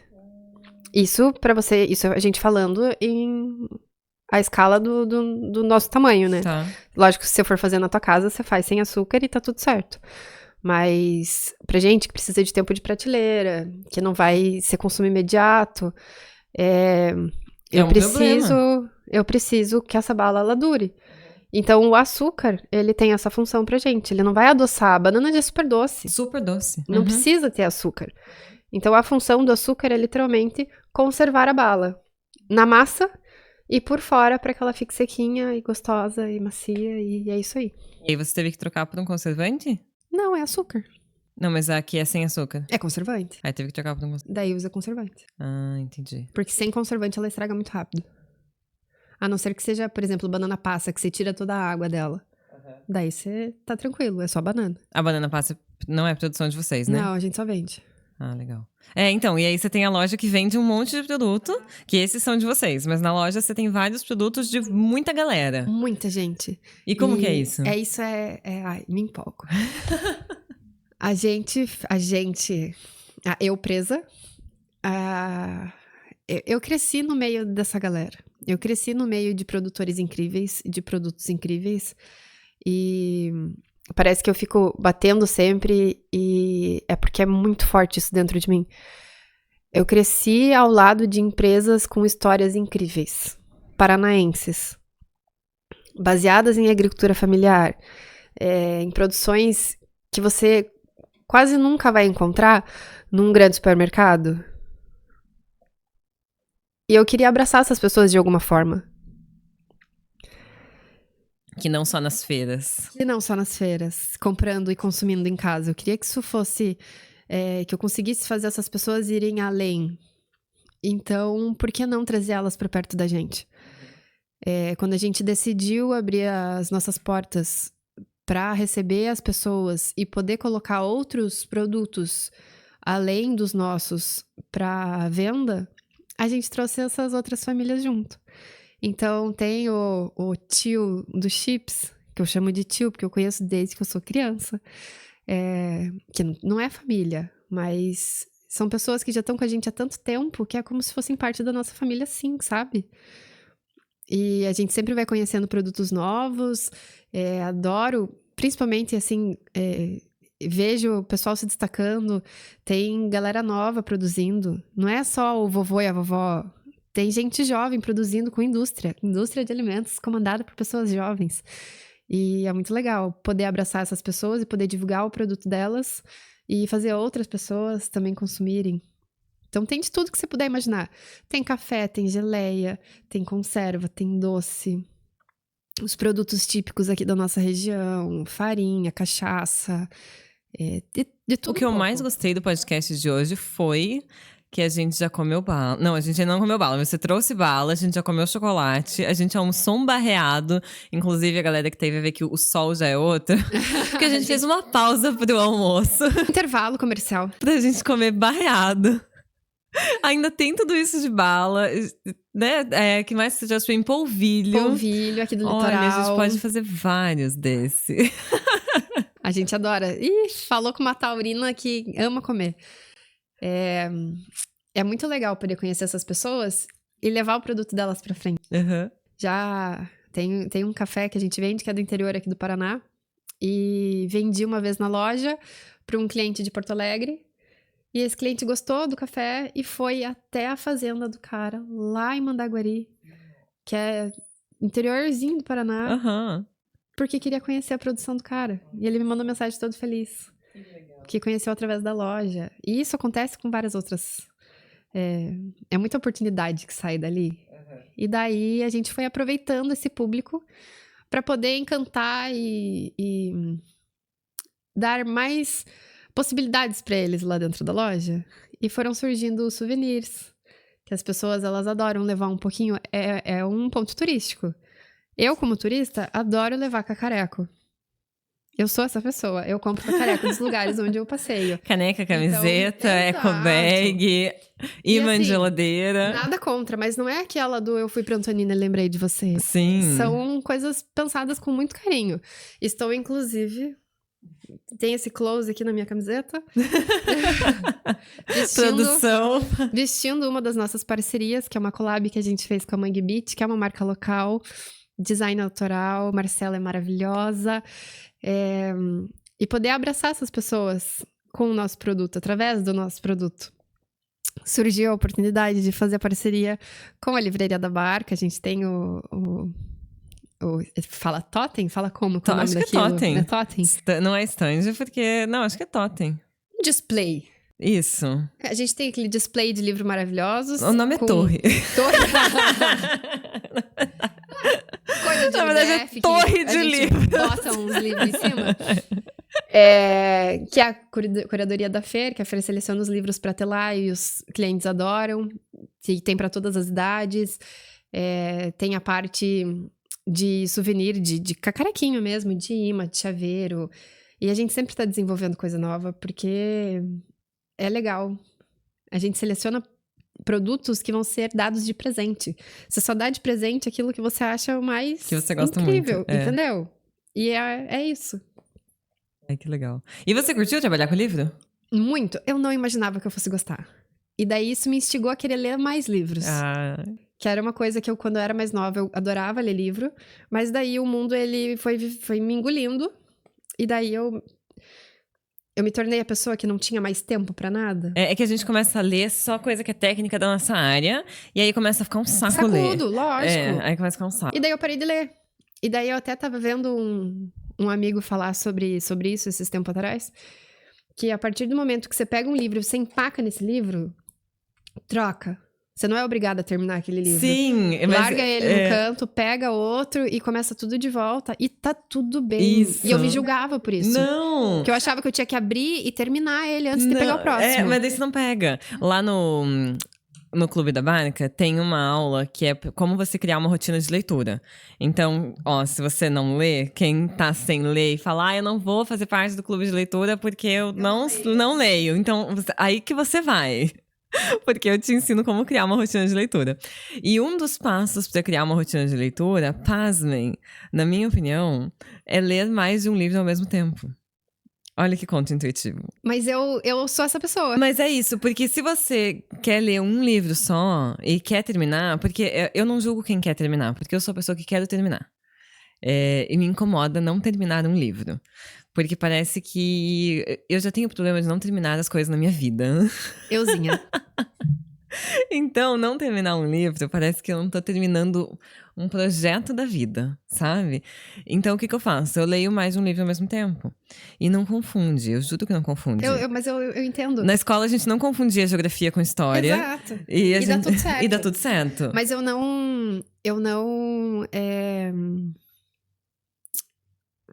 não misturo assuntos. Tá. Porque daí, pra mim, fica mais fácil de organizar. Uhum. Então, eu tenho o livro da higiene do sono, que é o livro leve, que eu leio antes de dormir, que é o livro de alguém que tá conversando comigo. Nada técnico. Eu gosto de pegar livro e parece que é uma conversa, e quando eu vejo, o livro acabou. E daí eu tenho o livro das coisas que eu gosto de ler, geralmente voltadas para empreendedorismo, que daí eu gosto de ler em outro momento, quando eu tô acordada e não vou querer dormir. Não é aquela leitura que vai me dando aquele soninho gostoso? Não, não é. E eu consigo dividir. Legal. E eu consigo fazer os dois ao mesmo tempo. E não confunde. E eu consigo separar as histórias. Você não acha que o Jeff Bezos tá falando do milagre da manhã? Não, e tá tudo bem. E tá tudo certo. Sim. E tá tudo ótimo. Inclusive, Milagre da Manhã, pra quem não leu, pelo amor de Deus, leiam. Eu falei pra você que Eu era dou de presente pras fantástico. pessoas o livro agora. Eu falei pra você, é fantástico. Mas acordar às 5 da manhã que é bom. Eu ainda não consigo. Mas eu acho que... E tá tudo certo. E ele não fala de acordar às 5 da manhã, brincadeiras à parte. Mas não e tá tudo a certo. ideia é essa. Mas eu acho que é a gente entender como é que funciona o nosso organismo. E ir se educando pra ser cada vez melhor. E tá tudo bem, todo mundo tem seu tempo, todo mundo tem seu processo. Acho que você precisa de um galo. A última vez que a minha galinha a última vez que minha galinha chocou, tinha uns 5 galos. 5 galos, Juliano? Eram 5 galos. E aí, o que a gente ia fazer com os 5 galos? Não tinha o que fazer, né? A gente foi dando galo de presente pras pessoas. Meu Deus! É verdade. Eu não sei porque eu não te dei um galo. Não, menina, porque eu não tenho aonde pôr. Mas assim, ó. Mas é que o galo, ele não canta só às 5. Você acha que ele vai te acordar às 5? Não, ele começa às 3h30. Ele canta 3h30, 4h30 e 5h30. Mas eu não preciso de galo quando eu tenho a primeira avenida do centro da cidade na minha janela. Ai, verdade. É horrível morar ali. É horrível, é lindo. É lindo, maravilhoso. Você mora no centro da cidade. É maravilhoso, mas, cara, as pessoas brigam na minha janela. O pessoal vai trabalhar na minha janela. O pessoal volta do trabalho na minha janela. O pessoal bate papo na minha janela. O pessoal se encontra pra beber na minha janela. E eu estou construindo uma casa no local onde eu vou ouvir passarinhos enquanto eu durmo. E daí, quem sabe, eu nem preciso de um galo, porque o meu sono ele vai ser tão maravilhoso que eu vou acordar cedo. Mas o galo é bom. Eu te dou um galo. Vai que eu mudo de ideia um dia. Próxima vez você vai entrar na fila do galo de presente. Se tiver galo, porque não tem condição. Imagina o que eu ia fazer com 5 galos. Não dá. Né? Então a gente fez uma fila pra dar galo de presente. Não é um presente legal? Nossa, eu me sinto, sabe, aquelas fotos que viralizam da pessoa levando ovo de presente? Você chegando no banco, entregando um galo de presente pro seu gerente? Não é? É muito legal. A vida do interior. A vida do interior. Que nem é interior, né? Mas foi divertido, foi uma boa experiência. Enfim, mas eu fico feliz que você gostou de trabalhar com os livros. Tudo isso para dizer que... E eu não imaginava, e eu fico muito feliz, quando eu vejo crianças pedindo livro. E não é livro só de colorir. Até o de colorir tá válido. Sim. Eu acho que é o primeiro contato deles com esse tipo de coisa e vai desenvolvendo e vai curtindo. Mas... querendo ler. Seja o Diário da Banana, o Capitão Cueca, os Infantos Juvenil, pra quem já tá começando a crescer um pouquinho. E os pais incentivando isso. Eu acho muito legal. Não só os livros de autoajuda e os de empreendedorismo, que vendem super bem e tá tudo certo. Mas a pessoa criar esse hábito de ler. Sim. Qualquer coisa. Não, é muito legal mesmo. Eu tinha muito preconceito com o livro comercial. Muito. Falamos sobre isso já. Falamos sobre isso, né? Quando você me falou que ia botar esses livros lá, eu falei, ai, Jesus amado, mas eu gosto muito da Fernanda, eu não vou dizer não pra ela. Exatamente. Eu tinha muito Mordi minha preconceito língua. com isso. Muito, muito, muito. Eu achava que, nossa, quando eu abri a livraria... Inclusive, eu vou até citar o nome, porque eu já falei dele aqui no canal. Eu não falei dele nesse canal, mas tem tem vídeo sobre isso no canal da livraria, que é um canal super esquecido no YouTube, que eu fiz há 4 anos atrás. E que provavelmente eu não vou reativar, mas tem um vídeo lá e ele vai permanecer lá, que eu tô falando do livro do Lucas Neto.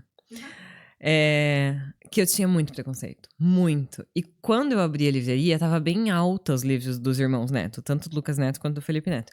E aí eu falei, cara, eu não vou ter essa porcaria na livraria. Eu não vou, eu não quero. Eu sou contra, sabe? Firme assim, eu não quero esse troço. E eu, na verdade, eu nem conhecia o trabalho deles, nem o canal deles, nem nada. Era só pelo que você ouvia as pessoas falando. Exatamente, era o típico preconceito real, assim. E eu não queria, porque a livraria era minha. Eu que escolho. Minha loja. Sim, exatamente. E até hoje as pessoas querem a minha curadoria. Tanto é que eu criei o clube de leitura. Mas elas querem o que não é da minha curadoria também. Né? E aí eu peguei o livro lá dos irmãos Neto, do Lucas Neto e do Felipe Neto. E aquilo começou a vender super bem. Aí eu falei, né, meu Deus, até que ponto o dinheiro supera a minha honra? E eu nem conheci o livro ainda, tá? Eu não peguei pra ver. Aí, o que eu comecei a perceber? Que as crianças que começaram a ir lá por causa que elas viam o do Lucas Neto na cara do gol, porque ele ficava bem perto da porta, elas voltavam pra pegar outras coisas. E eu falei, olha só, não é que pode ser que esse primeiro contato faça a criança voltar? E fez, sabe? E no fim, o livro não era tão ruim quanto eu imaginava. Eu não vou dizer que ele é bom, é que na verdade ele não é um livro, ele é uma revista. Ele mais parece... Dá pra se assemelhar quase àquela... Como que era o nome daquelas revistas que tinha quando a gente era criança? Não a Capricho, uma que vinha até com uns bonequinhos, assim, era de menino. Não é o Almanac, não é o Almanac. Nossa, eu lembro enfim. que meu primo tinha todas e eu super queria ter elas. Exatamente, porque tinha essa... Infelizmente, né? Mas rolava um pouco essa divisão. Tipo, essa de menino, essa de menina. E aí, compravam pra mim sempre a da Capricho. E o meu primo tinha todas essas que era de menino. E eu falava, cara, isso é tão legal. Enfim, mas o livro dos irmãos Neto mais parece essa revista. Então, ele não é um problema, sabe? Mas ele faz a criança voltar. E como isso é importante. Então, hoje eu já não tenho tanto preconceito com o livro comercial. E é isso que você falou. E as pessoas acabam tendo outros motivos pra voltarem. E tá tudo certo. Exatamente. Aí a gente vai mudando um pouco o que a gente acredita. E não significa que a gente abandona os nossos valores. Jamais. Até falei isso ontem. A gente não pode perder o foco. Exato. E se surgirem outras oportunidades no meio do caminho, tá tudo certo. Exatamente. Tá tudo certo. Exatamente. Mas que legal. Ei, fico muito feliz de você ter vindo. E eu, então, muito só pra vocês entenderem, eu sou uma pessoa que tá morrendo de vergonha por dentro. Que eu sou essa pessoa super comunicativa com quem me conhece. Agora, quem não me conhece, meu Deus do céu! Mas tá tudo certo, eu acho que foi uma experiência incrível. Mas você curtiu? Gostei muito. Porque eu adoro contar nossa história. E eu acho que eu não contei nem 1/3 do que eu teria vontade de contar, porque a gente já passou por tanta coisa e, querendo ou não, a gente tá num podcast pra falar de negócios. A nossa vida é um negócio. Então, tem várias coisas que a gente pode incentivar outras pessoas a saírem da cadeira e fazerem acontecer. E quem sabe? Você podia escrever um livro. Quem sabe? Mas é verdade. Seria super legal. Eu brinco que eu queria ter tempo pra fazer tudo que eu tenho vontade de fazer. Falta dias, né? Falta horas no meu dia. Mas quem sabe um dia. Agora que eu tô começando a aprender a ter tempo. E ter tempo é muito doido, porque quando você começa a ter tempo, você não sabe o que fazer com o seu tempo. Você passou por isso? Como assim que eu vou pegar um dia de folga? Fazer o quê no meu dia de folga, pelo amor de Deus?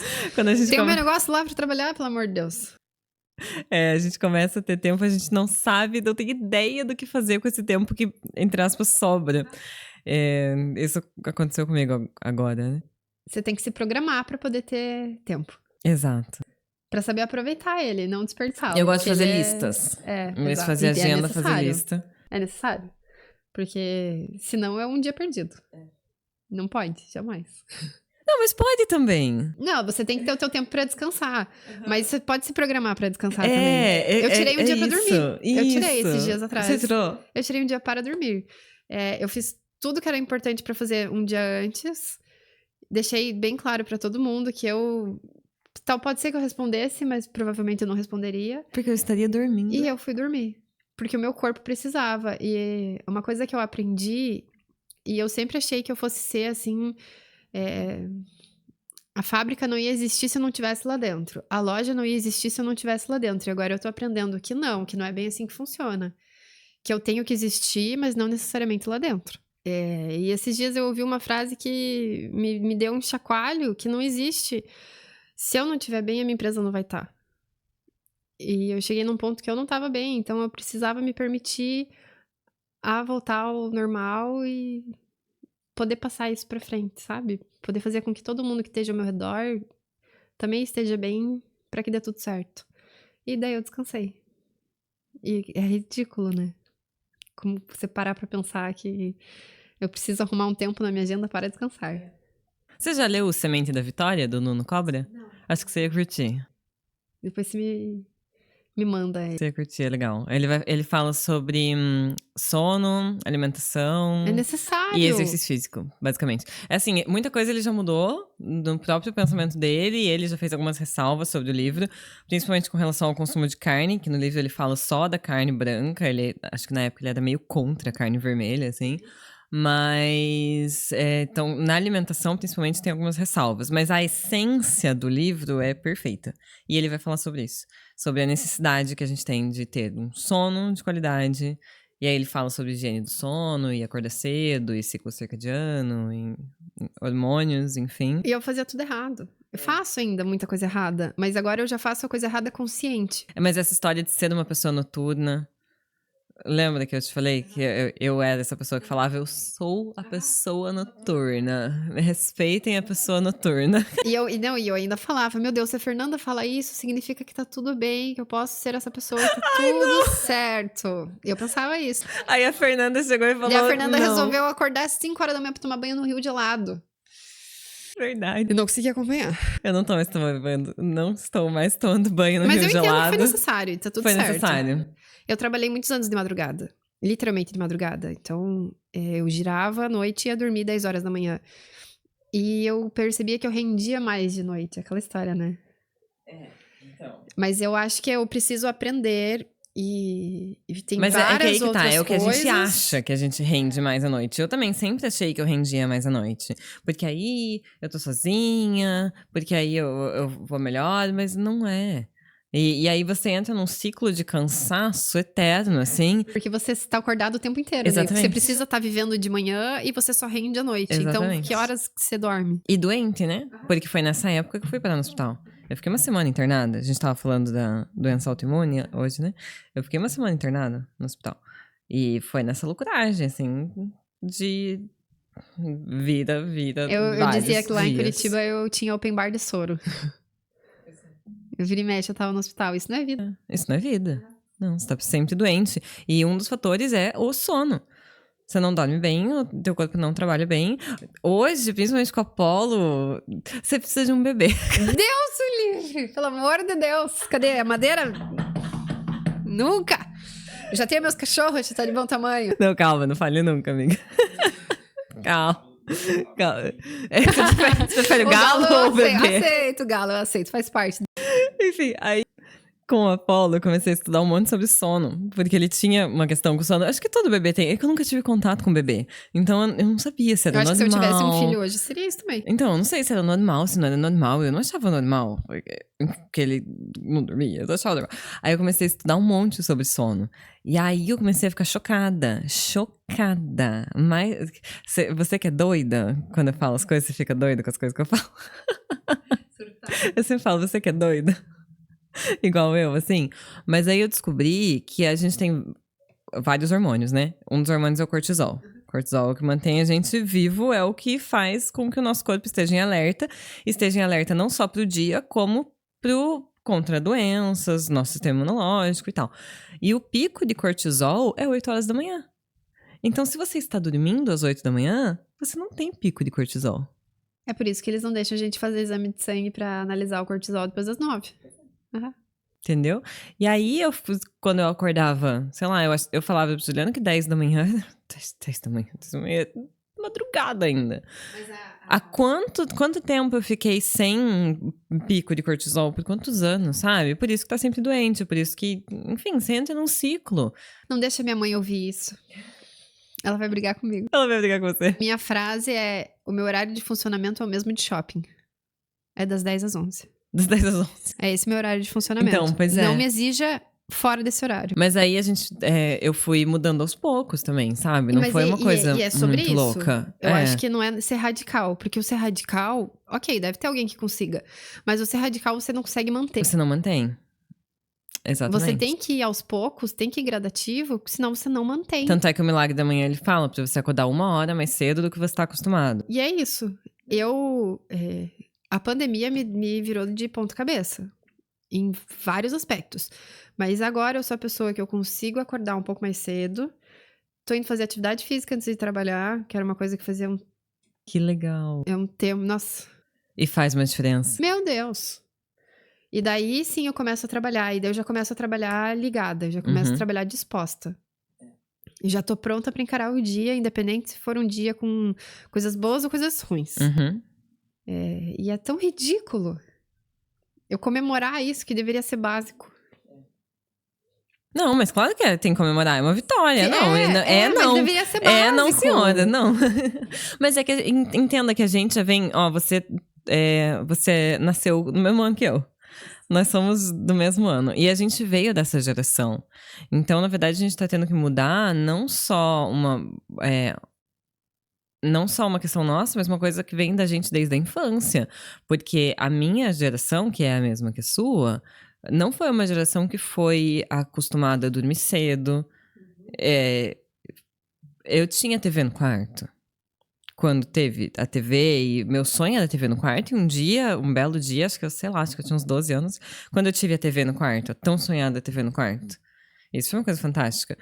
Hoje, a gente já sabe que não tem eletrônicos no quarto. Não tenha no quarto. Uhum. Isso atrapalha o seu sono, sabe? Celular você não tem que deixar no quarto. Exatamente. Ficar com a luz azul até tarde atrapalha seu sono. Então, criança tem que dormir cedo. É normal e é saudável criança fazer 12 horas de sono. Eu acho que a gente veio de uma geração que... A gente é da geração que a gente só podia usar a internet depois das 9 horas da noite. Exatamente. Então, era verdade. aquela hora que a gente podia começar a usar a internet pra daí dormir meia-noite. É verdade.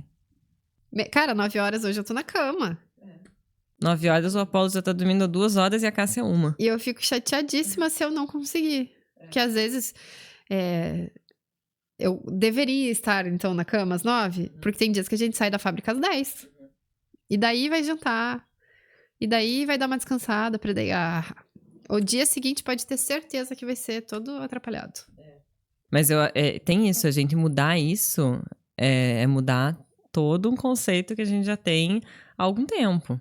A gente não tá mudando só um hábito ruim de ontem. A gente tá mudando um hábito ruim de uma vida. E não é também, vou crucificar dos meus pais. Não, Jamais. Gente, ninguém sabia disso. Exato. O que a gente tá... Efeito de tela e de tudo isso. Ninguém. Não, pelo amor de Deus. Só é um fato. Exatamente. A gente tá vendo efeito de tela hoje. A gente não tinha como saber isso há 20 anos atrás, né? Então, não é uma culpa. Né? Porque às vezes fala isso, nossa, que absurdo, tá culpando a mãe. Não. É um fato, apenas. Só aconteceu e tá tudo certo. Mas aí hoje a gente vem nessa mudança e é uma luta de geral, assim. Eu não vejo a hora de me mudar. Eu fiquei 1 ano aqui sem televisão, sem rádio, sem telefone, e a gente ficou, 6 meses sem luz? Acho que foi quase 6 meses sem luz. Como que tomava banho? Até ligarem o poste frio. Eu tô falando, vocês são um exemplo de pessoas pra mim. Porque vocês queriam morar aqui. Aham, a gente queria morar aqui. E ok, era essa forma que tinha, então tá tudo bem. Vocês não esperaram vir a banheira de hidromassagem antes de vir morar aqui. Não. Vocês realizaram um sonho. A gente vinha final de semana só, né? A gente não Mesmo tava assim? morando. A gente vinha final de semana pra construir a casa. Mas mesmo assim, E aí a gente ficou em 6 meses sem luz e sem TV, demorou muito tempo pra vir da TV. Então a mas gente eu vou te não ia falar que ser. TV não é uma coisa que faz parte do meu dia a dia. Não também? Há muitos anos. A nossa estragou e eu não mudei uma. Hoje eu tenho TV pra assistir série com a minha mãe, que a gente gosta de fazer algum programa que não seja trabalhar E juntas. Mas é só também. Eu não soube conectar ela pra ter canal de TV. Uhum. Então ela só funciona no Netflix. Aham. É a única coisa que funciona na TV. A nossa também só funcionava Netflix e daí estragou o bagulho do Netflix e E daí já era. já. É sobre isso. É isso. Mas muito obrigada. E onde que a galera encontra você? Pode comprar, você manda pra todo o Brasil? Como que é? Muito bem, vamos lá. Então, para nos visitar, a nossa loja ela fica aqui em Antonina, na rua Zung Suishen, número 91, em homenagem ao seu Zung, querido seu Zung. E na nossa loja você encontra todos os nossos produtos e os produtos de várias outras famílias paranaenses, souvenirs da nossa região e várias coisas bem legais. Livros pela curadoria da Fernanda, super importante salientar isso. A gente fica bem feliz de falar que é uma livraria local, que é uma livreira aqui da cidade, que vai lá e escolhe com bastante carinho, o pessoal fica animado. Mas você também pode nos encontrar através do nosso site, baladebanana.com.br. E a gente tem alguns pontos de venda espalhados aí pelo Paraná. Se você quiser conhecer o mais próximo da sua casa, você pode entrar em contato. É verdade, siga as nossas redes sociais para ficar por dentro de todas as novidades, as bagunças que a gente faz no nosso dia a dia. É @balabananina. Vai estar escrito em algum lugar aqui? Vai estar escrito. Vai estar escrito em algum lugar aqui, nesta imagem. E não sei o que mais que a gente pode falar. E vende pelo site, a venda é online, Vende pelo Instagram, online, pelo envia para todo o Instagram. Brasil. Cara, a gente só não dá jeito pra morte. Pro resto, a gente dá um jeito. A gente entrega pra você, desde que seja no Brasil. Pra fora, não? Pagando o frete, que é bem salgado, a gente pode até enviar, mas daí tem que ser muito corajoso, tá com muita vontade de comer bala de banana. Nossa, mas às vezes a gente envia livro pra fora, sabia? Mas deve ser bem mais barato enviar livro. É nada. Não é nada também? Não é. E é muito doido, porque tem gente que prefere comprar da gente a comprar de... Ah, que maneiro. De livrarias grandes online. Que maneiro. E paga o frete. Dependendo do lugar, ele fica um pacotinho puxado. desse aqui dá uns R$300 de frete. Não, o livro não deu isso. Não sei, porque faz tempo que eu não envio o livro pra fora. Mas deu acho que uns 70. Hã? 70? Deu R$200? Nossa, não lembrava que tinha dado tudo isso. O último deu R$200? Caro. O último deu R$200. Se não fosse... Inclusive foi o Segredo da Mente Milionária. Ai, que maneiro. Uhum. Se não fosse a questão do frete, a gente, nossa, estaria voando, assim. Pra todos os lugares. Quem sabe? Mas muito obrigada, fiquei muito feliz, achei muito legal, curti muito nossa conversa e curti muito saber a história de vocês. Não sabia muita coisa, acho que falta saber muita coisa, que estará no seu livro que publica... Ou quem sabe no segundo episódio. No segundo episódio. Da minha participação aqui nesse podcast. Maravilhosa, fico muito feliz. Obrigada mesmo, e obrigada por sempre confiar na gente. Imagina, obrigada pelo convite, eu acho que... é confiança mesmo. A gente fez uma parceria muito boa e eu fico feliz de saber que tem uma pessoa como vocês pertinho de mim aqui pra me apoiar, me incentivar, puxar minha orelha e tamo junto. É isso. Valeu. Galerinha, toda quarta-feira tem podcast aqui no canal. Se tudo der certo... Toda quarta-feira tem podcast aqui no canal. E toda semana tem vídeo novo aí pra vocês também. Segue a gente lá nas redes sociais, @balabananina e @fer.fressato. E a Livraria da Barca também. E se você ainda não faz parte do clube de leitura, aproveita que tem o clube de leitura para empreendedores. Com uma curadoria sensacional de livros sobre empreendedorismo. Tem biografia, tem livro de desenvolvimento pessoal. E tem vários outros vídeos sobre negócios. Então, além da indicação de livro do mês, do aulão sobre o livro, tem conteúdo semanal sobre negócios para ajudar você a alavancar o seu negócio. Inclusive, o aulão de amanhã, semanal, é sobre contratação. Jura? Olha Que eu só. falei justamente dessa questão de ser líder, de colocar as pessoas certas no lugar certo. Que acho que foi um pouco da conversa que a gente teve há muito tempo atrás. Fico feliz que isso se concretizou. Nossa, eu tô realizada. Um divisor de águas. É incrível, né? Aham. Mas muito obrigada.